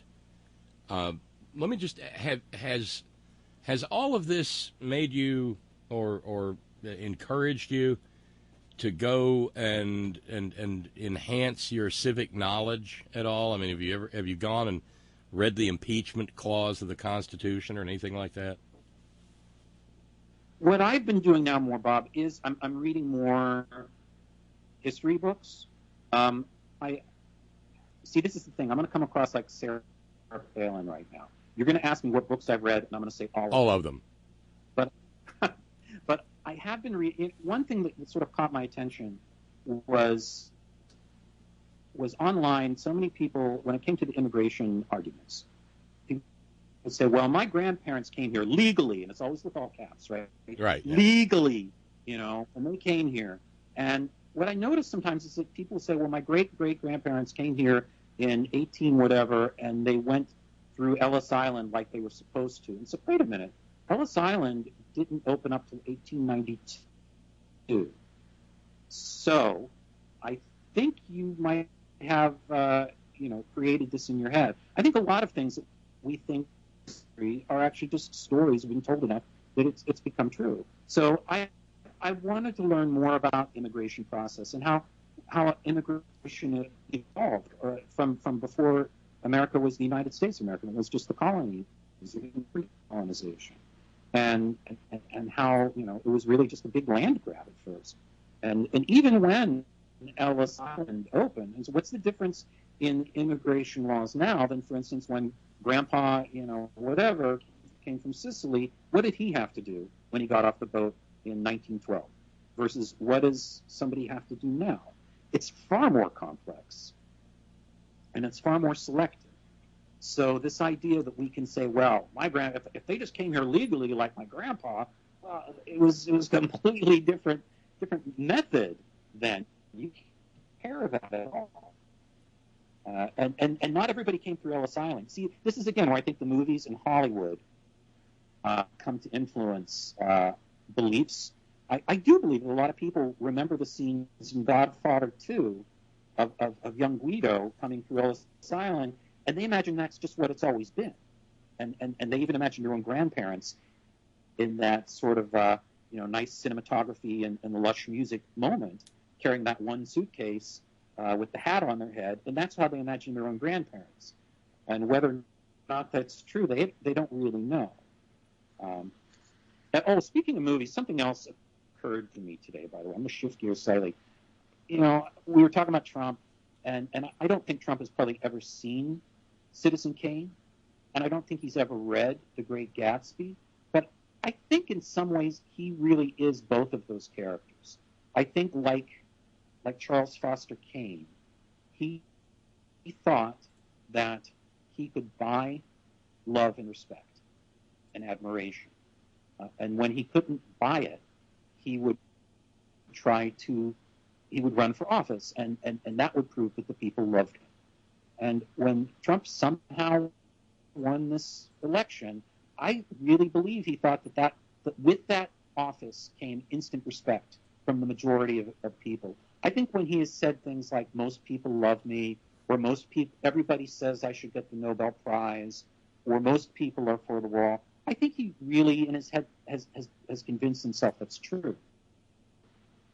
In his head, I think that he believes himself loved and respected, and everybody just comes up to him and calls him sir. Sir. Right, and anybody who doesn't is obviously wrong and hates him because they're horrible people. Well, they're Hillary lovers. Anybody that says, you notice that how often it comes to, well, James Comey was a Hillary lover, or Robert Mueller was a Hillary fan. He uses that a lot. But I also think he's like, and he's similar, and he's like Jay Gatsby. He wants something he'll never have. He never really will have the level of love and respect he thinks he did. Well, and that goes. That's part of his. That's part of his origin story, really, because the Trumps were jumped up money.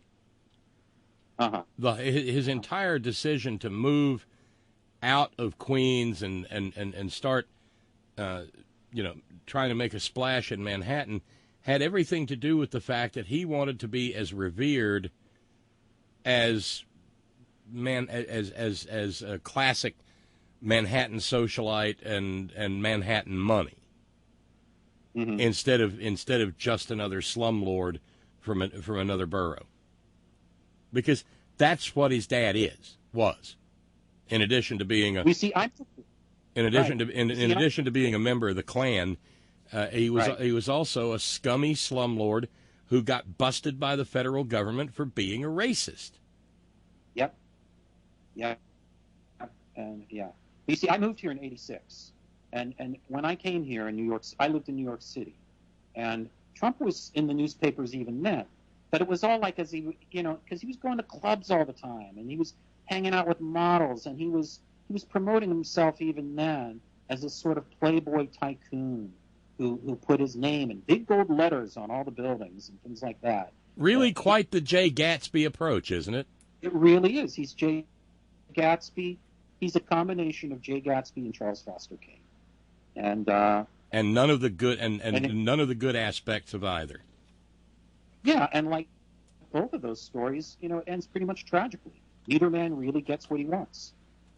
Trump doesn't even want a really nice sled out of the deal, but he's not going to get he will never get the respect he desires.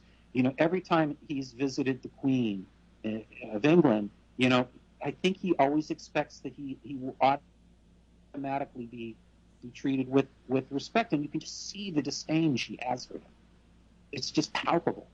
And some of the other leaders, many of the other leaders of the world, they can't stand him. They let him walk alone. They're all walking in like 9 file, and there's Trump walking by himself or in a golf cart. He's not going to get in with the popular kids. It's just not going to happen. Yeah, he shambles more than walks now. Do you think? I mean, you've mentioned the fact that he loses entire chunks of ideas. Do you think he's all home? I mean, no, he's not.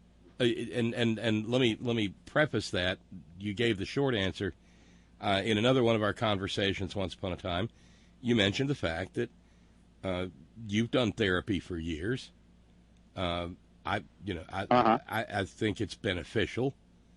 In many ways, I think the 20th century rise of therapy is a delayed response to what happened to the priest penitent relationship during the Protestant Reformation. And I know that's kind of deepish. I'm trying to digest it. I'm chewing. I'm trying. Okay, but anyway, go ahead. So you've probably you're well familiar with the process, the introspection, the work. If he's not there, how long has he not been there? Well, in a certain way, another person in a way, I'm going to go crazy here for a second. Another person that you could compare him to is Michael Jackson, in that he, like Michael Jackson, he did not have a normal childhood. From the time Trump was born, and it's like royalty, it's like any prince or princess.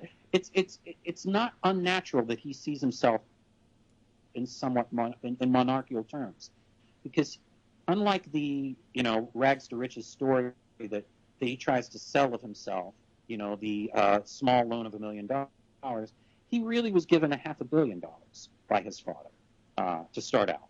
So with $500 million, you can do a lot of stuff, including lose it. Including lose it. But I think from the time he was born, all throughout his childhood, he was never told no to anything. And I think even in school, even with his teachers, I think there was probably a certain amount of kid glove treatment because he was a rich kid. And even in the private schools, in the military school, it's obvious that there was not a real strong, true sense of discipline to him.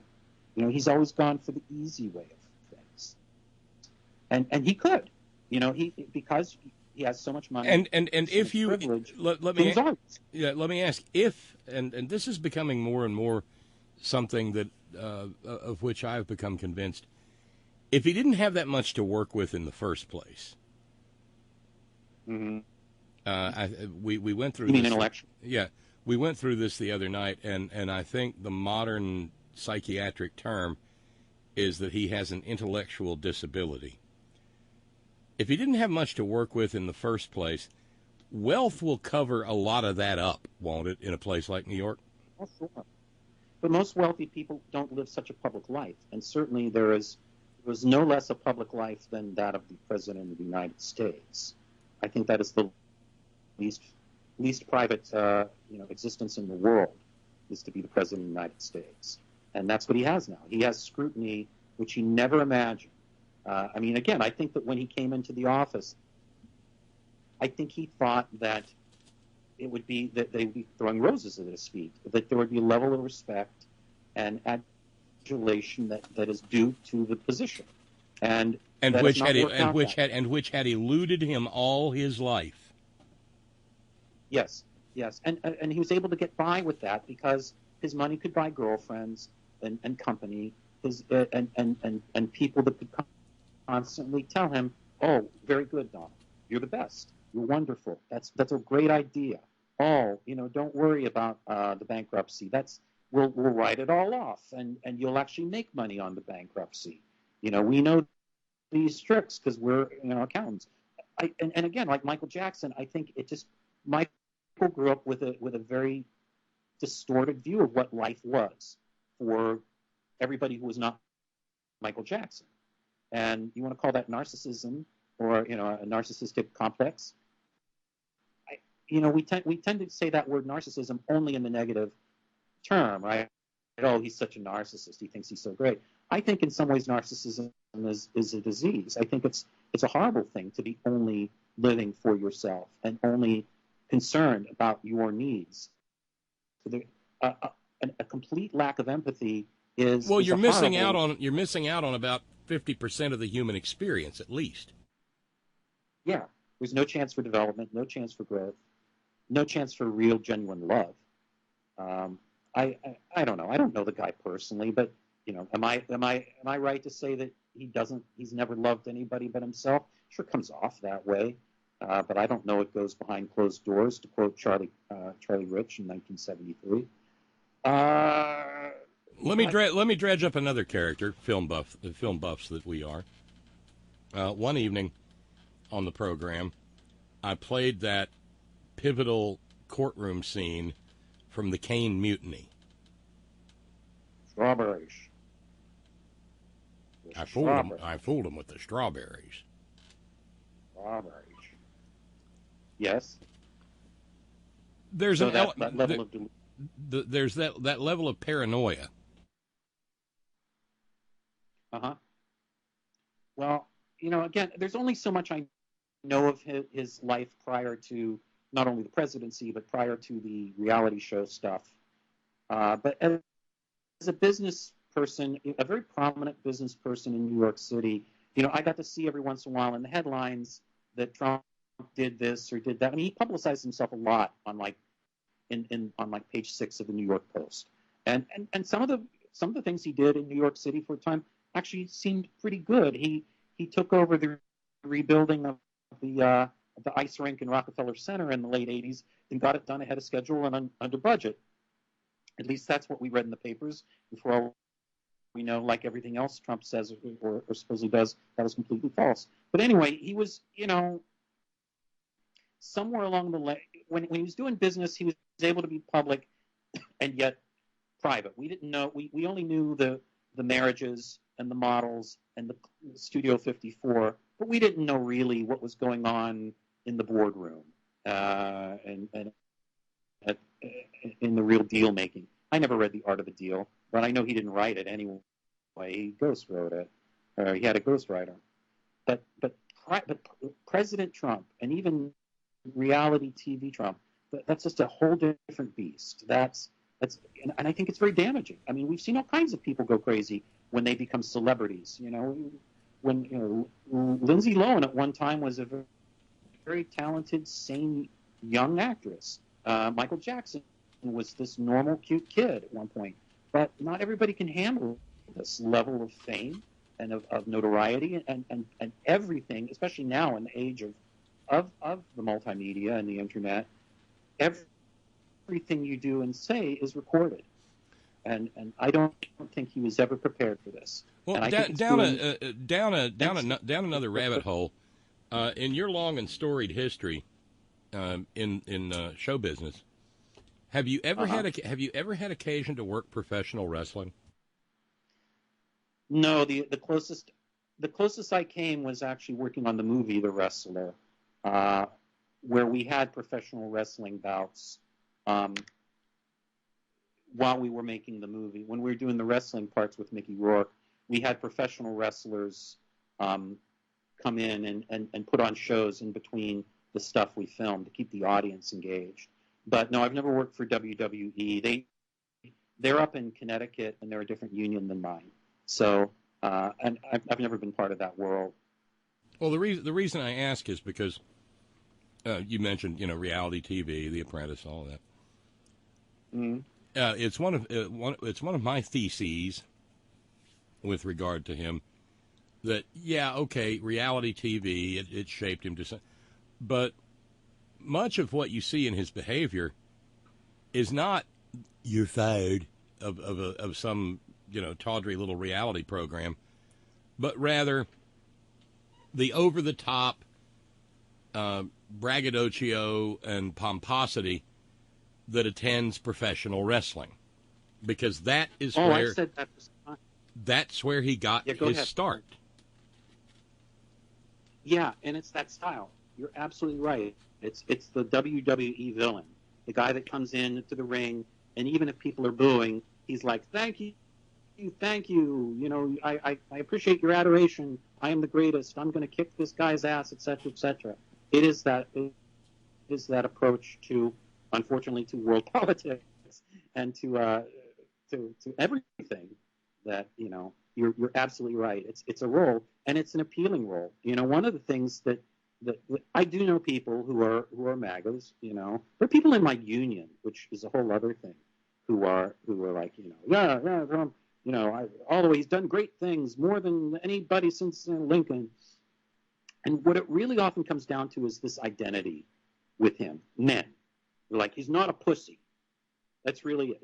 Obama was such a pussy. He caved to everything. Trump stands up, and the man, and he's tough, and he doesn't take crap, and all this stuff. Even though what's happening before our eyes is the exact opposite, capitulating to Saudi oil barons who killed journalists and financed 9/11, never forget. But to them, he's not a pussy because he acts like a WWE villain. That makes him not, and forgive me for this use of the word pussy. I don't. No, quoting. I understand you're using it I apologize. you're using it as a reflection of the attitudes of the people you're describing.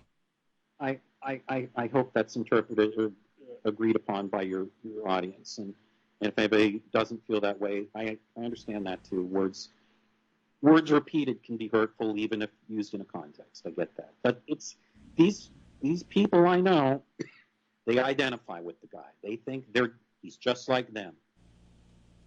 And you can do the bone spurs jokes, and you can do all this other stuff. It doesn't matter. But they're gonna stick by the man through thick and thin. They're in this deep. They're not turning around. Which brings me around too to this whole question I've asked in the past with you. You know, a thing that I've contemplated, and I think we all contemplate, is as the election draws closer and closer, like how do we deal with these people, the base? How do we deal with the base?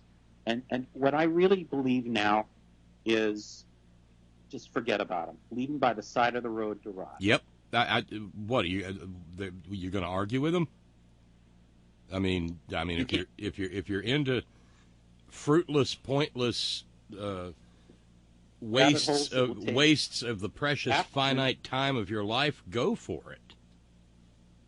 If you really enjoy whatabouts, that's the place to go. Well, this is what I do believe though, is instead of trying to be all earnest and counter with facts and here's a link and all that stuff, because they're just going to link shit back. Oh, here's from the Washington Times, which is a right-wing rag, but it looks distinguished because it has the word Washington, right? But my belief is the best way to deal with MAGAs and to deal with this president is to make fun of him, and not in the way they do of libtards and all that, Democrats, but take their words, take the batshit crazy things they say, and just point a mirror at it, and just send it right back to them, like, oh yes, you're absolutely right. I don't know. This is not humor at all, but basically say in a joke form, you're absolutely right. I must have missed the day that Mexico paid for the wall, or oh yeah, since Obama's been president, there has been no racism. Whatever. If you can put it in the form of a joke, especially if you can throw their own words back at them, you don't have to go down rabbit holes. You just drop the mic. You make fun of them. You drop the mic. You move on. And if they feel they've won because of a war of attrition, well, they can just be the king of their own mom's basement for the day. Just walk away. But we know that nothing is more effective to counter President Trump than to make fun of him, because he does want respect. He does want love. Well, there are those who say that he was finally convinced to make an earnest run for the presidency after the withering scorn that Obama heaped on him at the White House Correspondents' Dinner. Yeah, and you see that footage, and he's just sitting there like, you motherfucker, I'm going to get you. He's thinking that the whole time, and he really did kind of get him. I'm gonna counter everything you ever did right, just to prove that I'm, just to get back at you. I'm gonna take away health insurance. But I sometimes think about those debates with him and Hillary, and like when he did that creepy thing of standing behind her. Remember that? Oh yeah, the stalking. The stalking thing. She was a piss poor candidate in many ways, and one of them was that she really should have just turned around and what are you doing? If she just acknowledged that this is crazy behavior, what are you doing? Like, do you want me doing that to you? Don't even go into like, you want me to do that to you? Just that we're grown-ups here, right? This is not how grown-up. What are you, a WWE wrestler? Or when you say such a nasty woman, if she would have had a few good zingers ready to go, I think that could have made a huge difference. But she's, and this is where I think Warren might have some more capability of that. Well, now you've opened the next door that I was heading toward. Yeah, I think she's. I'm extremely impressed by her. She is my choice. Sorry, Bernie's supporters. I'll still vote for him if he's nominated. I don't think he's going to be nominated, and I think she's the clear choice to me. Well, to use the vernacular of where I came from, if if the nominee is an old yaller dog, I will be voting old yaller dog 20. Well, she's not that much younger than either Biden or Bernie. But look at her, man. I mean, she's out there like, if she has aches and pains from this stuff, she's not showing. She's hustling her however old ass throughout this campaign. She's worked it. You know, there's none of that entitled feeling from Hillary. This is not Hillary 2.0. There's no sense of entitlement here at all.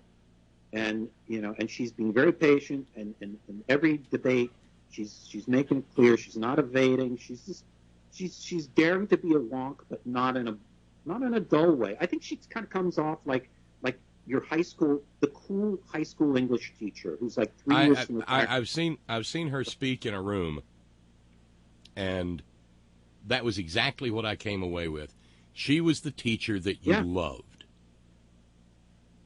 who always wanted to make sure that you got it and did everything in her power to make sure she explained it in such a way that you would get it. And look, it's superficial to praise her for things like standing in line for selfies. But you know what?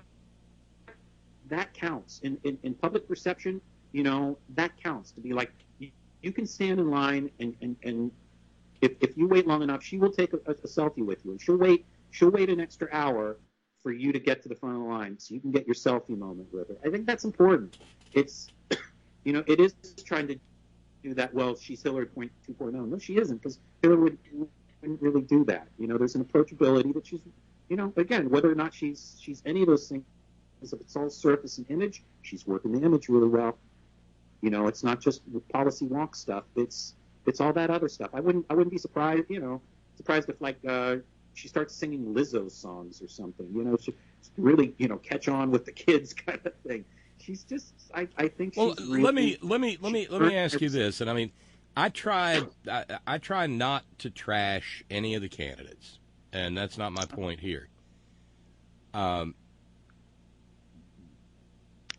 have yet to find any of those, gosh, Bernie is not Bernie, I'm so sorry. Gosh, Joe Biden is the bee's knees. He's neato keen. I can't imagine anybody carrying the nomination but him. Oh, my golly, I'm all in for Joe. I have yet to meet any of those people. Yep. And I'm not, and again, granted, Dan, I'm in a bubble here, and our community, you got a lot of Bernie supporters yet in the community. You got some Elizabeth Warren. Yeah. And I think we've been pretty successful getting across the idea that, Trump is the problem. Having your perfect candidate is not the problem. Trump is the problem. He is a symptom to a much larger disease, and we got to have somebody who wants to address the disease. So, with that in mind, though, I can't. I mean, I didn't think I was going to get I got to have Biden out of you, but why? Why not? Well, my brother-in-law and sister-in-law, at least the last time I saw them, about 4 to 6 weeks ago, were very much in the Biden is the obvious choice because he's the most electable, and they're just scared. Everybody, and I understand it. Nobody wants 4 more years of this, and so it seemed, I think, especially at that time, that maybe that is the sane, safe choice. Will America be ready for somebody that espouses Medicare for all? Or, can Trump do damage to that? Can they get pigeonholed into the socialism trap and all of that stuff? But a couple of things have happened since then. I thought that Warren's quote about, well, if we're not willing to, if we're not willing to stand for what we believe, they're just going to call us socialists anyways. You might as well stand for what you believe.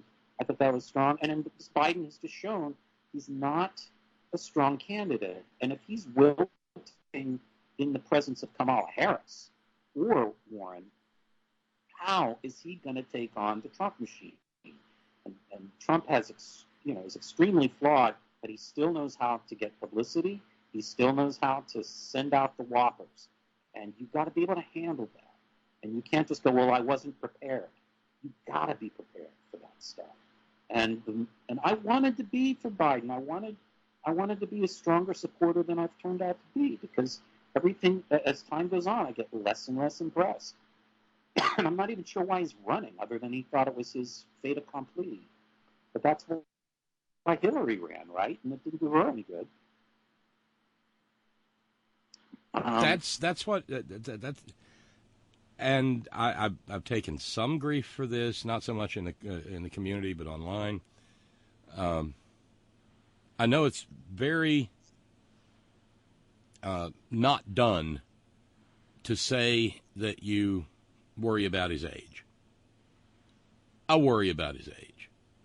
You talking Biden or Biden? Yeah, yeah. Because I see him doing and look, a presidential campaign is not easy. Sure, got that, absolutely. But he's not learning from his mistakes. He just keeps making mistakes. You know, what was it just last week where he was at a symposium for, I think, LGBTQ rights, and it was a woman who was moderating, and at some point he calls her sweetheart. You don't do that in 2019. Nope. It's not 2008 anymore. It's a different time. You got more importantly, I think it's not 19. It ain't Mad Men. It's not 1960. Yeah, but even in 2008, you could get away with that. But that was 11 years ago. You know, it wasn't even the 60s. It was in 2008 where, 2007 where people were like, is America really ready for a black president? It's not that long. And it's also in addition to time, it's also place. There's a big difference between somebody who walks up to you in the restaurant and says, you want the peach pie or the coconut cream pie, honey? Although they don't talk like that in Iowa. Listen, I will never call a woman who is serving me food in a restaurant honey or sweetheart, unless no, I don't think I ever will. Period. It's unless she's my wife or my daughter. It's not my place. She's not my sweetheart. I mean, you can be kind to people. No, that's what I'm saying. If the server walks up to you and says, "You want dessert, darling?" I mean, that still happens in parts of this country. Yeah, but it's different. It's a different dynamic. It's a totally different dynamic, and yeah, there are rabbit holes here about, well, we're men, and if a woman calls us, what's the difference? Da, da, da, da, da. All I know is this: that not that long ago, I was in a restaurant with my wife, and the waiter, the serving person, called my wife honey, and she didn't flip out on him, but she told him very to the point and matter of fact, I don't like being called honey. I'm not your honey. I'm a customer, and you don't call my husband honey, so please don't call me that. It's 2019. It's time to move on. And he was dumbstruck. And she wasn't wrong. I mean, I would never have the guts to have done that. But my wife is forbearing with me about that. Not looking for any particulars. She's endured her whole life being condescended to and talked down to and harassed, as most women are. Right. So I get it. Was that New York? Yes, it was. Well, it was suburban New York. It was our little place that we go to all the time. And yeah, no details necessary. I was just, I didn't know if you'd maybe road trip down to West Virginia because we've not road tripped to West Virginia in a long time. I think Christmas we might. But even that, it probably won't be West Virginia, Pittsburgh, because I don't have so much family in West Virginia anymore. Everybody's either died or moved. But yeah, I mean, it's true. It's just, we've they call Florida God's waiting room. I guess it's just because there aren't so many of us here. But I think West Virginia is the oldest or the second oldest population in the United States, something like that. Well, that makes sense. Yeah, I mean, because people stay, right? People stay there. There's, people love it there, and I know I have a lot of people I love who think there's no better place to live, and that's their home, and they should be proud of it. Any place you live and you choose to be, you should take pride in your home. It's not where I choose to live, and I'm not saying that to be critical of it. I've met plenty of West Virginians who have moved to Florida, and they love it there. And I know a lot of people I love who think there's no better place to live, and that's their home, and they should be proud of it. Any place you live and you choose to be, you should take pride in your home. It's not where I choose to live, and I'm not saying that to be critical of it. I've met plenty of West Virginians who've said to me to my face, well, you couldn't make me live in New York if you paid me. Now, that's rather insulting to me because nobody's paying me to live here. I like living here. And I would not say to a fellow West Virginian, well, you couldn't pay me to live there. But it's just not my choice. But people do stay and retire, and there's fewer, cheaper places to live. I've joked with my wife a couple of times, like maybe when I retire, we ought to just live there because I can buy like a fantastic house for $100,000. Buy a freaking mansion for $2. Yeah. So. But you would miss you would miss civilization. That's my shorthand for it. I refer to. I live 35 miles away from New York City. I can't tell you the last time I went to a museum. It's been a long time. I've not been to the Statue of Liberty or Empire State Building in a long time. I'm not going out to Broadway shows and dancing the tango every weekend. That's for certain. I live like pretty much anybody else does. Honey, what do you want to watch tonight? I do a lot of that. Or hey, I'm gonna finally get around to this book that I keep intending to read, but get distracted by Facebook. That's my life, a lot of it. But listen, speaking of which, I love as far as Facebook is concerned, now that Movies I Have Loved is over, any further plans? Or are you still working on the book? Well, you haven't seen. I guess maybe you haven't been on. I started a new series that's not every day. It's Mondays and Thursdays. It's called Rank 'Em, and it's a little easier for me to maintain than Movies I Have Loved, which required me to write a 350 to 600 word essay every day for 200 straight days. That's great discipline, though. Yeah, but it's kind of crazy. But this one is a little simpler, and it's more involving of other people. I come up with a list of stuff. Like today the topic was spies and agents, secret agents. So you had, of course, James Bond, but I also had Secret Squirrel, Get Smart, and Emma Peel, and Jack Bauer from 24, and Jason Bourne, and people just say, what do they like? What's their favorite spy? And last Thursday was Power Ballads of the 80s. So, is it Open Arms? I Want to Know What Love Is. Every Rose Has Its Thorn. What was the one? Oh, I got to start paying attention again. I've been on kind of. I post the program on Facebook and stuff, but I haven't been spending a lot of time there. But this is a decent reason for me to. Well, that's all right. Again, I haven't listened to your show in a while, so. Yeah, so take that. We're both sorry. We're both really sorry, and just because mommy and daddy fight doesn't mean they don't love each other. Well, right. And if you're gonna, I have to play the since you mentioned the spy one.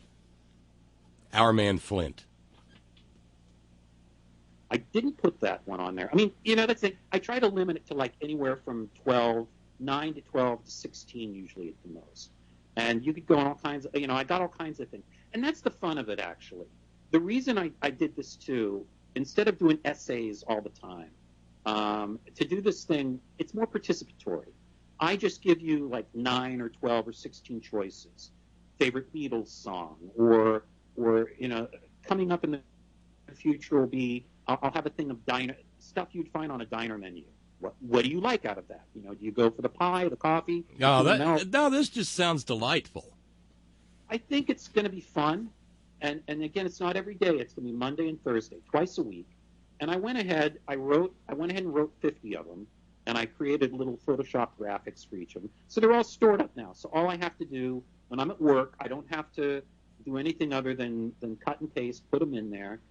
But it does create a community conversation about silly things. What Motown songs do you like? Or, what cartoon theme song do you think is better? The Flintstones or the Jetsons or Johnny Quest or Animaniacs. I try to make them. Oh, diverse. how I love the Animaniacs theme song. I try to make them diverse so that it's not all white people and also not all reflective of white culture. So that and it's not all men. There are even with the spies. There's Emma Peel, There's Kerry Russell's character from The Americans. Yeah. There's at least a few of everything. There's going to be one with villains, and I'm going to have Nurse Ratched, and I'm going to have Annie Wilkes from Misery going up against Darth Vader and everything. So I mean, does Sauron count? He's just a graphic. He's just an eye. But that's the thing too. What amazes me is how many I didn't think of. You know, I'll put 16, and I'll think, God, that's a lot. And then people are like, how could you not have put Mission Impossible with your favorite spies? You know, it's how could I not have done that? But, you know, I did today.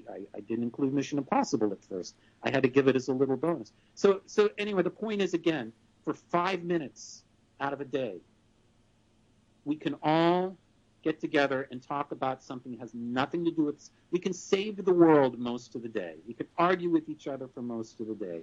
But for 5-10 minutes during your coffee break, you look it over, you chip in whether or not you like, you know, REO Speedwagon's I Can't Fight This Feeling any more than you do Bryan Adams' Heaven, or Total Eclipse of the Heart by Bonnie. What is this talent you have for naming things that immediately, in my mind, maybe it's just because it's two old white guys sitting around rapping, that I Can't Fight This Feeling makes me climb trees.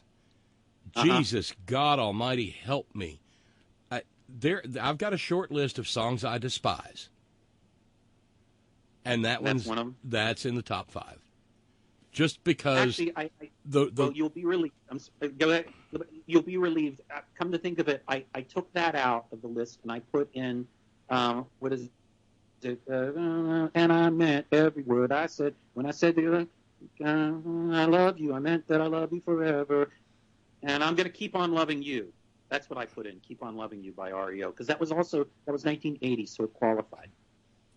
Well, now you but got. What do you hate about it? It's the rhyme scheme. It's so 5th grade. I know. I'm being dead. Never bled. Instead, you lay still in the grass, all coiled up and hissing. That's coiled up and hissing rhymes with listen in I Can't Keep on Loving You. Okay, now, wait a minute. It's cheesy, but that's the thing too. Stuff like that sometimes, you know, I don't like that song really myself. I didn't like it in 1980. But yet it sticks, you know. And I still remember listening to REO Speedwagon's High Infidelity on 8-track. On some friend of mine had it on 8-track, and we would drive around the hometown, and on 8-track in the middle of Keep on Loving You during the guitar solo. It goes from track 1 to track 2. And you can we've talked about that on this program, and not with you, but you can still hear the click on the 8-track, right? Oh yeah. The same with Frampton Comes Alive. In the middle of Do You Feel Like We Do, it goes from 3 to 4, just in the middle of the song. It's like, hold on, everybody, give me a second. Okay, now. Yeah, the Eagles' greatest hits. I'm trying to remember which song it is, but that's another one. When I hear it, my brain will insert the channel change. Yeah. But you know, the stuff sticks, and the stuff, for whatever reason, has meaning. And in my case, part of it is it's just a way of keeping track of the years, because the years are fleeting and the years go away. You know, I've lived this life. And so much of it I don't even remember anymore at all. But if I go back, if I listen to a song, I can remember some aspect of it. You know, I do know. Yeah, those are triggers. Those are triggers in a good sense. Yeah, I do know that for Junior Prom, our theme was "Sail Away," as in "Come sail away, come sail away, come sail away with me." I'll always remember that, and I'll have an image of the tinsel on the wall of the gym. You know, I'll always remember Junior Prom because of that. And my date, Charlene Morris, eventually married my best friend, David Graham. So there is that, too. In a good way. I'm glad they married. Yeah. I'm not jealous in the least. No, I was going to say, it sounds like a beautiful thing. Oh, it was wonderful. Dave was my very first friend ever, because our fathers were friends. So when I was born, I had an instant friend. And then I met. Well, I knew Charlene. I met her at a camp, and Dave went to that camp, so he met her. And I went to prom with Charlene because I didn't have a date. And then kind of hooked them up a little bit. Now they've been married for as long as I have. They've got a kid in college. So, hey, speaking of kids in college, how are yours? Great. My son Gus is in grad school now.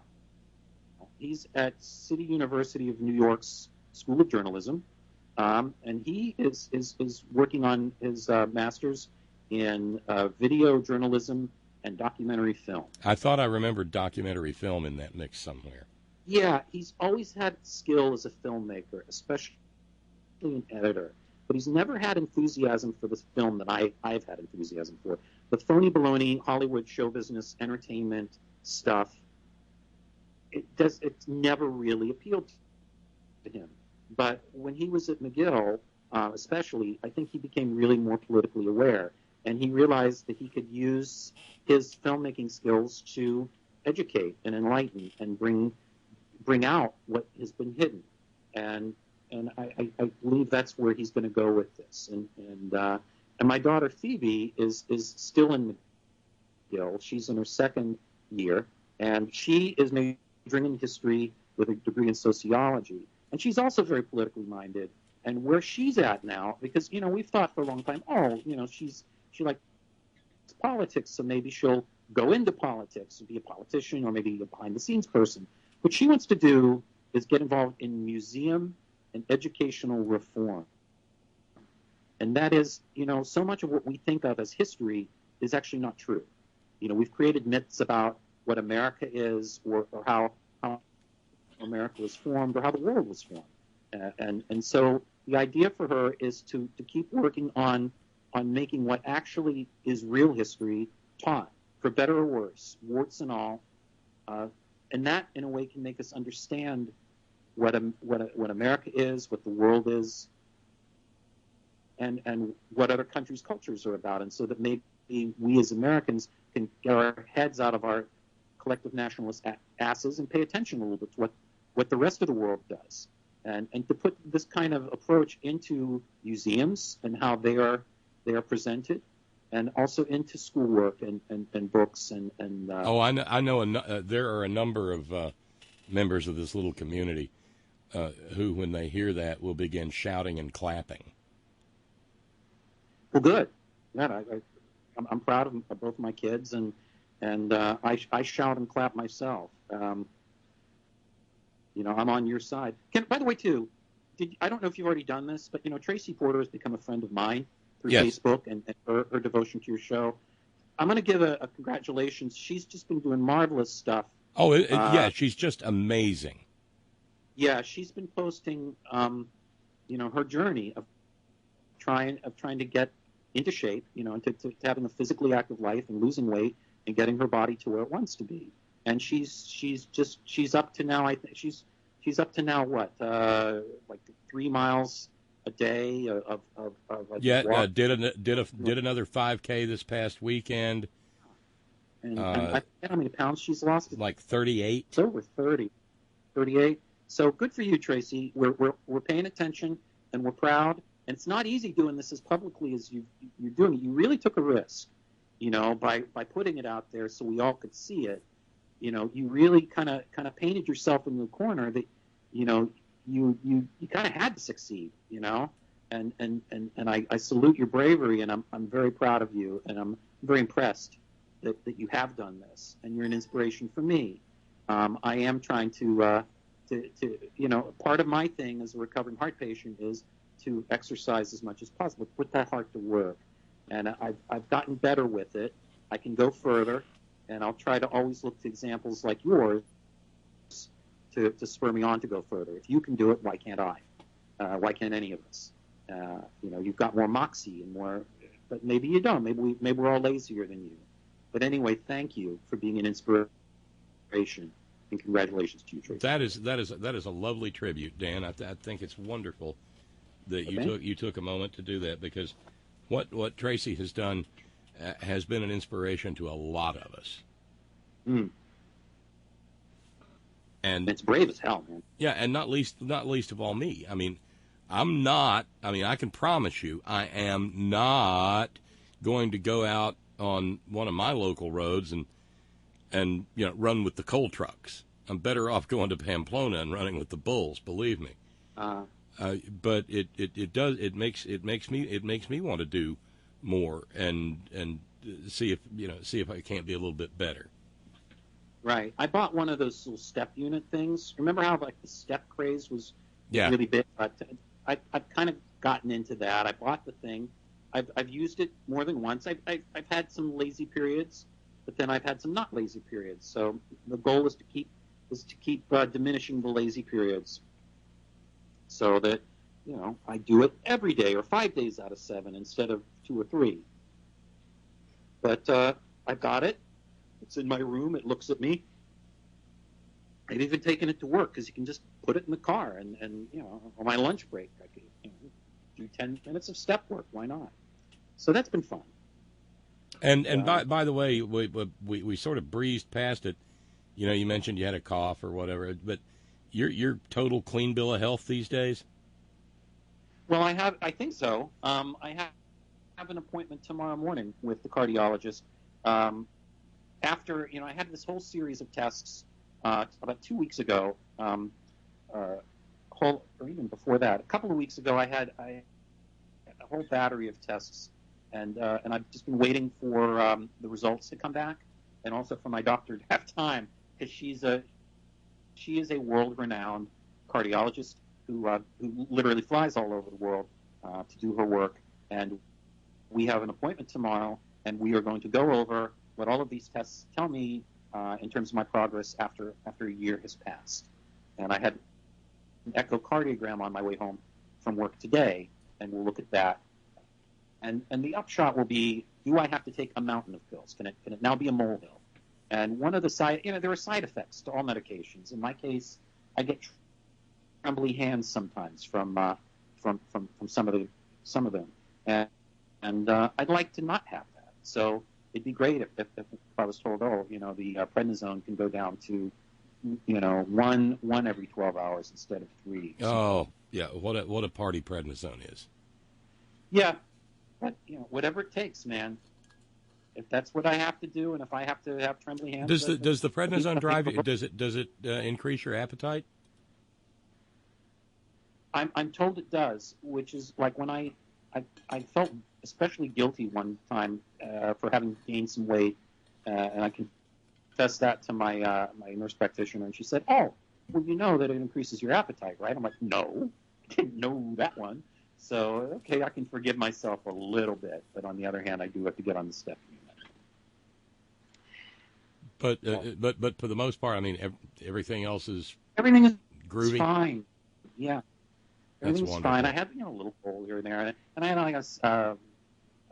I've been healthier in a lot of ways than I've been in a long time. Well, I know it was a brutally hot summer. Did you handle the heat okay? Well, I just had to stay in a lot more than I would like to. But I have vitiglio, which is the skin thing that Michael Jackson had, where some of my skin tans and some just stays pale, and then so when I go out in the sun, it especially shows up. I get really blotchy. But also some of my medications, I'm not supposed to have exposure to sun, or at least I have to just slather the sunscreen on myself with a trowel. So that tends to discourage. Oh, I'm just going to run outside and kick a ball around or something like that. It takes more planning. And most of your work is indoors. Yeah, but I mean, even when I'm not working, if it's really hot or really sunny, I'm staying inside, and so that's the thing. How do I not be just sitting on my can for large portions of the day? And you have this little tempting drug called Facebook or CNN or .com or whatever, and it's very easy to sit on your can all day. And I am on this, I'm still working on the next draft of the novel. It's very easy to just not move, and the trick is move as much as you can. That's why I was one of the reasons I was brought back here. to move and be. The more I move, the better off I'll be. Kurt Again, work the heart. Vonnegut said, I think we were put here to fart around and dance. And Vonnegut is one of my patron saints, him and Harpo Marx. So, by the way, how's Dan's mom? Wow, we're getting we're going to discuss. Well, my mom's great. My mom is my mom. She's going to be 80 I mean, we've talked about her during every conversation. I wasn't going to. So, I guess so. She's doing swell. She's very healthy and very, as they say, sharp as a tack. And I don't know. I like her. I like my mom, and I call her every 2 weeks. We talk on the phone, something like that, every couple of weeks. Yeah, I try to spread it around. One weekend I called one of the sisters. I called a mom. Try to call somebody. Every weekend you should call somebody. I mean, that's the thing too with the hard stuff. It really makes you go like, hey, you know what? Call somebody, because you should do that. It makes me a little more aware of the use of my time. And things like, oh, people were really, really, really considerate to you when you were down and out, when you weren't doing well. So you should be considerate to them. And, it doesn't take anything to call somebody. But my mom also has finally adapted to texting. And it's great, because texting is just so casual. You can just do it anytime. It's like when you call your mom, I don't know about you, but when I call my mom, it's kind of like I know I'm in for at least 45 minutes, and you got to go over the subjects, right? You go through them. There's like the list you always go through, and I'm not saying I don't enjoy it, but it is a little like I know that I'm going to be talking about how's Helene doing, how's Gus and Phoebe doing, and I'm going to hear about my nephew Max and all the things he does. I want to hear these things, but I like also just being able to text my mom sometimes, like, hey, did you read that story? Wasn't that stupid? Or did you see that show? Just not as crucial. Yeah, I actually before I even knew that this conversation was going to take place, and you mentioned Tracy a couple of minutes ago. I triggered something right up next door to a full conniption on Tracy's part by bringing up an anti-vaxxer story out of California last week. And there, and now that I say this because you said, "Hey, Mom, did you?" You might want to read the New York Times anti-vaxxer piece. Do I want to read this, or is it going to raise my blood pressure? Yeah, well, I'd read it when I was really, really mellow, because it's going to, because it drives me crazy that we can't, we seem so powerless against such manifest ignorance. And again, we're in an age now where science is opinion, right? Right. That's a prime example of it. We're all. Yeah, it's not just Trump. Yeah, I mean, we're the whole country is the dude saying, "Well, that's like just your opinion, man." That's right. That's right. It used to be at one time we had a collective sort of understanding of common acceptance. And granted, some of those common acceptances were not good things, but there were good things too that we sort of collectively agreed upon. And now it's the wild, wild west out there in terms of information is concerned. Yeah, that's the thing. I mean, I'm talking about really basic level stuff. There used to be a sort of general agreement that it was good to have street lights at night, or paved roads, or or the trash gets picked up every week, or the water isn't poisoned. I mean, for God's sake, we're arguing about light bulbs now and whether or not slavery was bad. I mean, how can we come? How did we get to this point? I don't know if you caught it in the last week or so, but a judge in Richmond, sources of energy is somehow a terrible thing. Right. What's wrong? Are we really that worried about the well-being of billionaires? Because if we transition to renewable energy, the only people who are really going to be impacted by that, and they're not going to be that impacted, is, fossil fuel billionaires. Yep. And their shareholders. And their shareholders. And, yeah. And so it's not even coal miners. It has zero to do with coal miners. You could give all those coal miners really great jobs if you really invested in solar farming and wind farms, and take all those lovely mountains and hills and put stuff on them that create energy, versus blowing them up and getting all the crap in your water supplies, et cetera, et cetera. Exactly. So let me ask you, because you do live in civilization, do you have much in the way? So do you. Well, no, I mean, we drove to Charleston today and back. Uh-huh. And I mentioned toward the front end of the program, we drove past a mile-long coal train. We drove past 3 separate great mountains of processed coal, one sitting on a rail line, another one sitting, another 2 sitting by the rivers.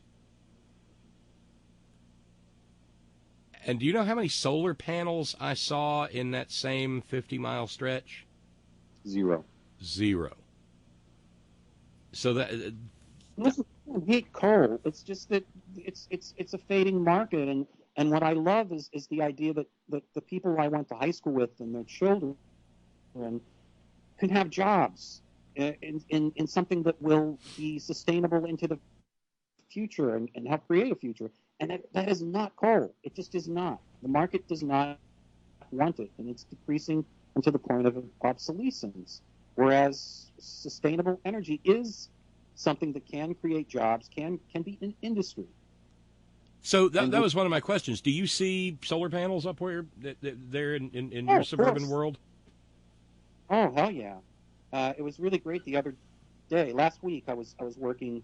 I was over at our production office, and I look out.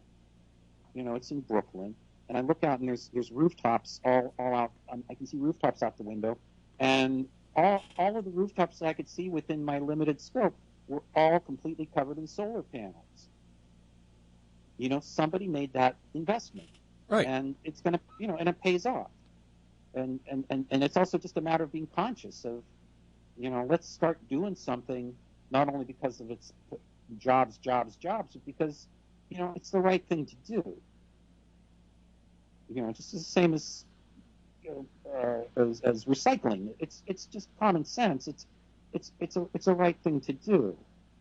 To not just treat the planet as a garbage can is the right thing to do. And if you're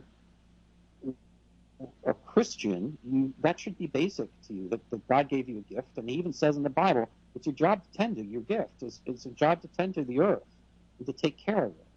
And so if you're not, and you're going, well, jobs, let's just do what it takes. Let's just blast a mountaintop off, and we don't need clean drinking water. You're not doing your job. Whether or not you believe in God, we should be the tenders of it. And we're all, more, to some degree or another, better at it than others. Some of us are more hypocritical. We believe, but we don't do. But we can all at least start with the idea of believing and acknowledging that we've got to do better at this, and we can. And there should be no argument against using more efficient light bulbs. There's no sensible argument. Who's apart from the President of the United States, who's out there saying, I don't like light bulbs that last 7 years? Well, this guy's a genius businessman. He really wants to be replacing light bulbs in all of his trashy bedbug-ridden properties? I think it's the thing, too, of you're not going to tell me whether or not I can buy, what kind of light bulbs to buy. Goddamn freedom! Freedom! But, we did at one point or other decide that maybe leaded gasoline was not such a great idea. And it just phased out. And we're all used to the idea now of all of our gas being unleaded, whether it's premium, regular or super double enhanced, and it's probably all comes from the same tank for all I know. They're just more expensive. But, we're used to that. We got used to recycling. And it really didn't take that much to get used to recycling or unleaded gas. But there's more resistance now by certain segments of our population about, well, I'm not going to drive an electric car. There are states that are passing laws against electric cars. It's crazy, Oh, The market decides but where electric cars are concerned, Dan, there's a great opportunity for a little bit of low comedy or high comedy, depending on how you look at it. One of the problems that comes with electric cars, apparently, is the fact that they're so damn quiet. So a problem has developed insofar as pedestrians are getting hit because they never hear the car. Because maybe it's like what they do with gas that comes out of your stove, where they give it like a little smell so that you know whether or not your gas is leaking. Maybe it's something like that, like a little occasional ping, ping, ping or something, just to kind of. Well, you're on the right track. What they're going to do is use sound effects. And like what are the sound? I just got to thinking how much fun that could be, if, for instance, you're, and it's only for when the car is like at 20 miles an hour or less. If you could customize your own electric car warning sound, like Daffy Duck going woohoo, woohoo, woohoo, yeah, or Woody Woodpecker, yeah. There's great comic potential out there. Good evening. I'm about to hit you with my car, something like that. And that would sell a lot more cars. People would buy electric cars just to be able to program in like their favorite Kardashian saying, here I come. They would do that. People would buy cars that had a Kardashian warning them to slow down or something. Or for the hard ass maggots out there, Clint Eastwood saying, "Go ahead, make my day." Exactly. Oh, who wouldn't? I'd buy an electric car just to have a Clint Eastwood car. I want a Clint Eastwood car. Because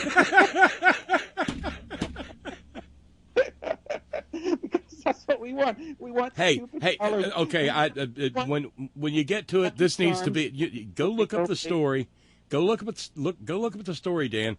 When you get when you get a space and rank them, come up with a list of what I want my electric car to sound like. We all know a spoonful of sugar helps the medicine go down. I mean, Lucky Charms are great, but when you get the marshmallows that look like rainbows and stuff, that's even better.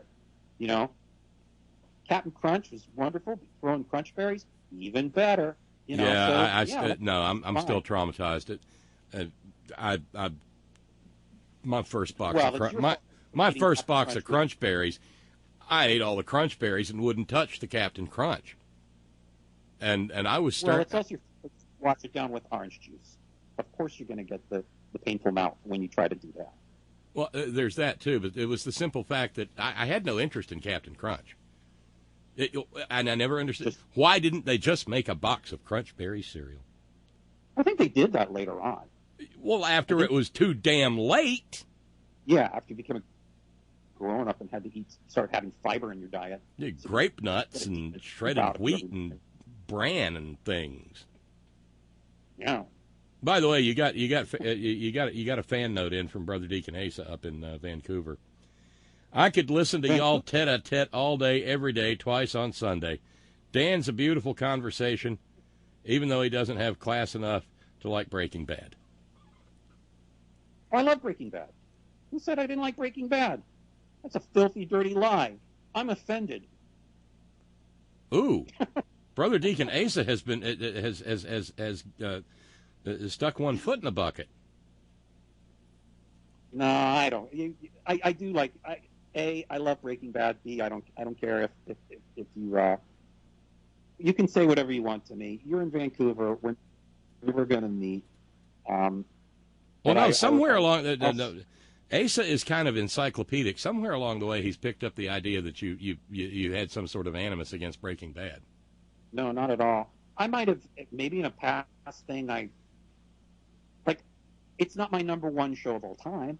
It's probably in the top 10 for dramas, but Sopranos is still my number one of all time favorite drama. Where does The Wire? Where does The Wire fit on that list? Wire could be 2 or 3 maybe, but there is no Breaking Bad without Sopranos. It's sort of like, do you like Chuck Berry or Beatles or whatever? There is no one without the other. Sopranos just to me started it all and revolutionized television as we know it. There is no streaming. Everything is great now on Netflix because without The Sopranos, I think. But yeah, no, Breaking Bad, terrific. I've seen it. I've watched the entire thing like 3 times, I think, so far. I've seen The Wire probably 2 or 3 times, but Sopranos I've seen like 7 or 8 times all the way through. That's my jam, as the kids say. Well, you also got a note from Tracy. Hi, Tracy. Tracy says, "Oh my, OMG!" Many exclamation points. Thank you. Now, see what you did there? You made a sister tear up. It's been a struggle. True, but yours and others' words of encouragement have kept me going. I'm on my way to swim class now as I type this, and I'm doing another 5K on Sunday. I actually walked 2 miles yesterday, and I worked out this morning. Wow. Dan and Bob, please do not. Whatever shape you're in, I'm sorry. We love you, Tracy. Whatever shape you're in, but I'm grateful that you're working on making the shape the way you want it to be. Bingo. She says, when y'all are ready, it'll happen. It's just that simple. My rock bottom hit me when my size 20s threatened to file a restraining order against me if I tried to put them on again. I love you both, and I just hope you don't get to the point where your clothes are filing TROs against you, too. Yours on the journey to Wonderland. Wonderland is when your weight is under 200 pounds. Tracy's well on the way. I think Tracy's going to get to Wonderland before she knows it. I think Tracy can do what Tracy wants. Yep. Tracy wants it, she'll do it. So it may be a bit of an imposition on my part. Do you still happen to have your list of numbers? Or the questions? Yeah. Yeah. In fact, I have them here because I brought them up just in case you asked that question. So I had a blast with them last time, and we're running out of time. Okay. Well, let's not do the constitutional trivia this time. Okay. Like that. Pick a number between 1 and 23.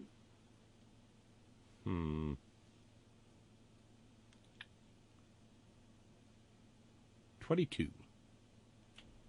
22. Oh. Well, this is kind of facile, but maybe Barry Manilow, pro or con?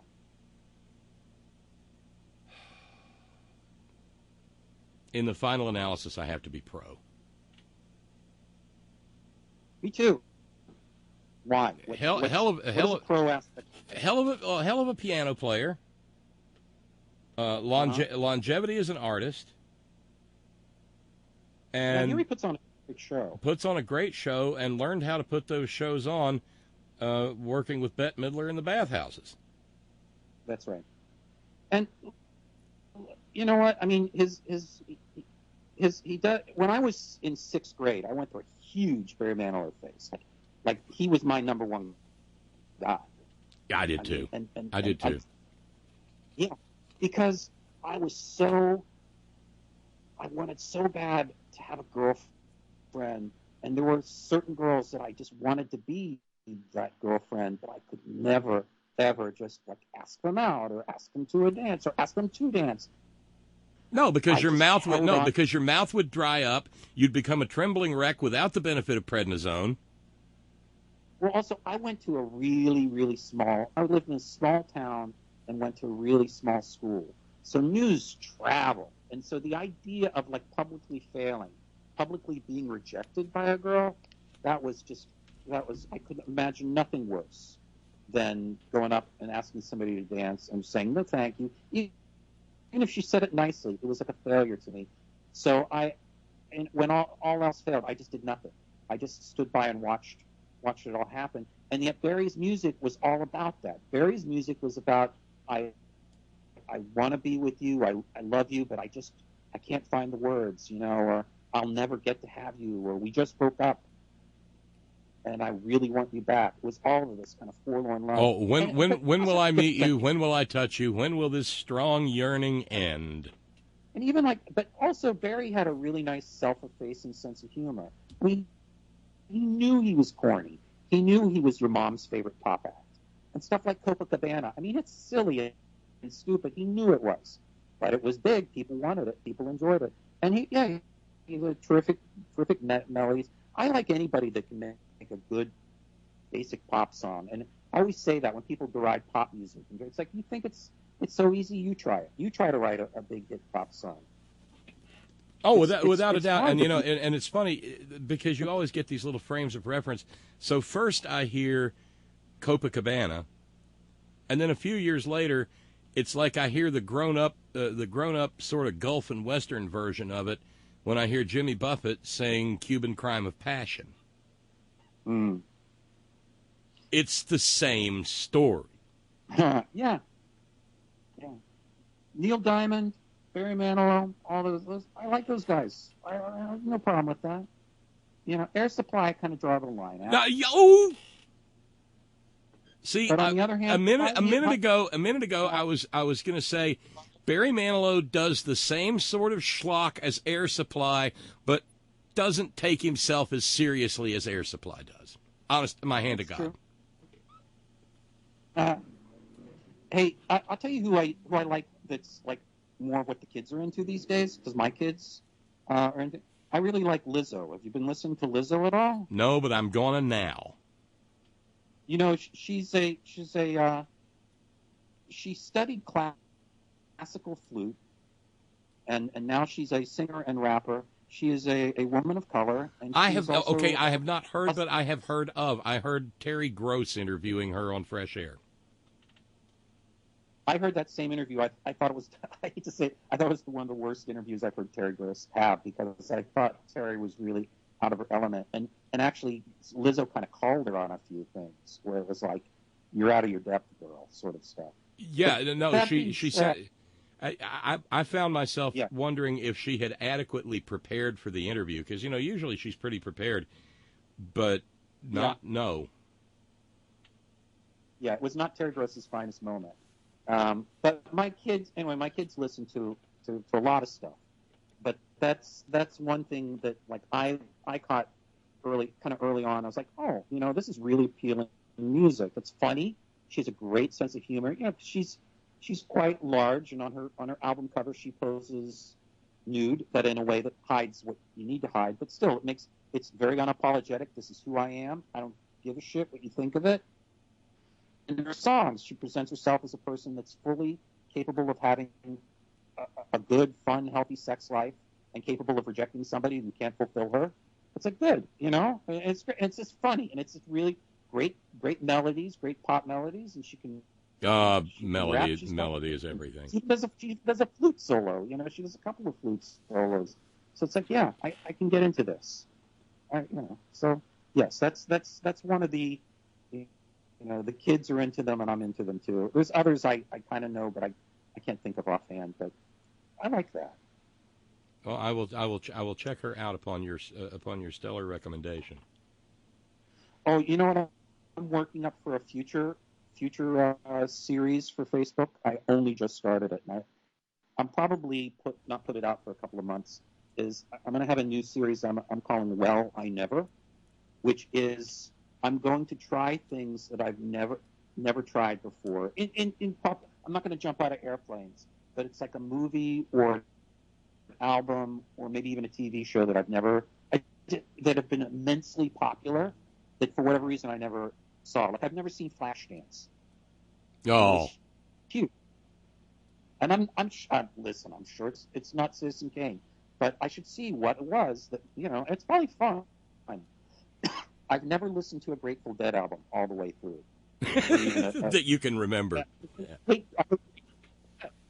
know what? I say that, but have I ever really So I'm gonna listen to American Beauty from beginning to end. Good call. And I'm gonna write about it. Good call. I was going to say that or Terrapin Station. Yeah. Well, I did a little research, and it seems like that's probably the most accessible one for a neophyte like myself. Yeah, I would agree with that assessment. Yeah. Yeah, I think Terrapin Station and Oaxoma or whatever it is, those are a little more like out there, a little more freewheeling. Well, I just love that the on and on and on lyric to Terrapin Station. I mean, it just. Yeah. Well, I guess I'll find out eventually. Shall we do one more number in the remaining couple of minutes? Yeah. Guess a number. 11. 11. If you were to go to hell, have I asked this one before? If you were to go to hell, what would be the one song that would play over and over and over for eternity? It's interesting that we talked about the REO Speedwagon song. It would either be the theme from Barney or Bob Seger's Turn the Page. Wow, really? I have a general dislike of songs about how hard it is on the road. Oh my God, really? You have to live in a hotel every night, and you have to go out and sing the same songs over and over to an adoring crowd of thousands, and get laid by groupies. Oh, that's terrible. Yeah, oh my God. Sucks to be you. So bad. Meanwhile, I'm gonna go dig a ditch over here for my minimum wage. But yeah, Turn the Page is bad. My song. It's funny too when you ask that. What's your favorite movie? It's like there's a part of you that's waiting. Okay, well, my favorite movie is this. But my song that plays in hell over and over is Kokomo by the Beach Boys. There's just something about that Bermuda, Bahama. Because it's wrong. Kokomo's in goddamn Indiana. Well, it may just be because it's like I like Brian Wilson Beach Boys, right? Young and the genius Brian Wilson, and this is that show up on Full House, and John Stamos is playing the drums. That's the Beach Boys of Kokomo. Well, yeah, and it's just, I don't like the Four Seasons at all, and that might be another one of those Well I Nevers where I just have to listen to like the Four Seasons, but I hate them. I hate these that like that high thing and Sherry bye. Get the goddamn mosquito spray. I'm taking this one out. Yeah. Yep. So if I go to hell, it's a good thing. There's a reason we're the friends that we are, because when we disagree, we do so agreeably. But my God, the agreements. Well, once most friends. It's been far too long, Dan, since we did this. So let's try not to put so much distance between this one and the next one. Yeah. I'm kind of getting used to the work schedule. I'm not coming home exhausted as nearly as much as I was for a while. So I think I'll be able to get back into the rotation. Yeah, I think once a month is enough for me. Yeah, no, that's fine. But it's been like months. It's been months. That's right. There's your medication reminder. There's my medication alarm, and I got to turn it off. Yeah, thank you for having me on. It's 9:00. Time to go. It's always a pleasure. It's fun. It's a form of therapy. It's an absolute joy, and you are beloved in the Horn family community congregation. I can assure you. Well, that. I love the Horn family, and what I'd love maybe the next time I come on, let's really try to whip up people to email in not just compliments, but just whatever. Let's try to make them maybe. Oh no, I had a couple, but a couple of them required me to run audio, and I have a sound card problem right now that is resisting a solution. So I can't even play my show intro right now. Wow. Otherwise, I had a link of Cartman Jack sent along a link of Cartman hating the Animaniacs.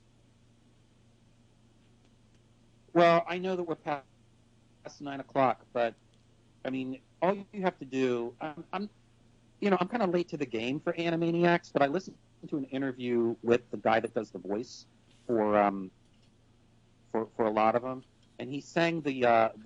Have you ever heard that song where he lists every nation in the world? Yes. I mean, it's astounding. It is worthy. It's worthy of the Warner Brothers studio at the zenith of its powers. Yeah. He just goes on and on and on. He's going like Mexico, Paraguay, da, da, da, da, da, da, da, da, da, da, da. And just when you think he's done, he's not done. And it's like, oh, that's such a skill. And they have one for presidents, too. It's like, wow, they should make, for all I know, they do teach this in schools. They should. Just get Animaniacs in there. It's like, it's its own schoolhouse rock. And, of course, the other, I should know the guy's name. I don't. He's a genius. The guy who voiced the Brain, who does a pitch-perfect, spot-on Orson Welles. Orson Welles, and he did the frozen peas commercial. Yes, that's for the next porn thing. Hey, maybe to go out, you want to sing the preamble, the Schoolhouse Rock preamble to the Constitution with me? You know that? Oh God, I don't know. We the people, in order to form a more perfect union, establish justice, ensure domestic tranquility, provide for the common defense, promote the general welfare, and secure the blessings of liberty to ourselves and our posterity, to ordain and establish this Constitution for the United States of America. You're welcome, America. Good night. Good night, Dan. Good night, Cleveland. Dan Fisher loves you. Dan Fisher has left the building. See you, Dan. The one and only Dan Fisher, happily celebrating his first birthday with his new heart. And many happy returns, my dear, dear friend. Thank you very kindly to Anatole for jumping in, and thanks to Ralph's. Gary and Gaia's challenge was met. We're done with fundraising for the month of September. Glory, hallelujah. Thank you to all of you who keep the program going. Thank you to each and every one of you who share in your precious finite time engaging in the program in whatever means you so do. Thanks to our all-volunteer staff. Thanks to Sparky earlier in the chat room. Thank you to our news ninjas. Thank you, Brother Deacon Asa, headon.live. Thank you, John Fox in Australia. Thank you, Ben Birch, whiterosesociety.org. Thanks to the hardest working, bravest people I know, the men and women of Coal River Mountain Watch, crmw.net. 20 years at the forefront of the struggle for human rights and environmental justice in Appalachia. And always, always, always, Gina, it's all for you. Later, y'all.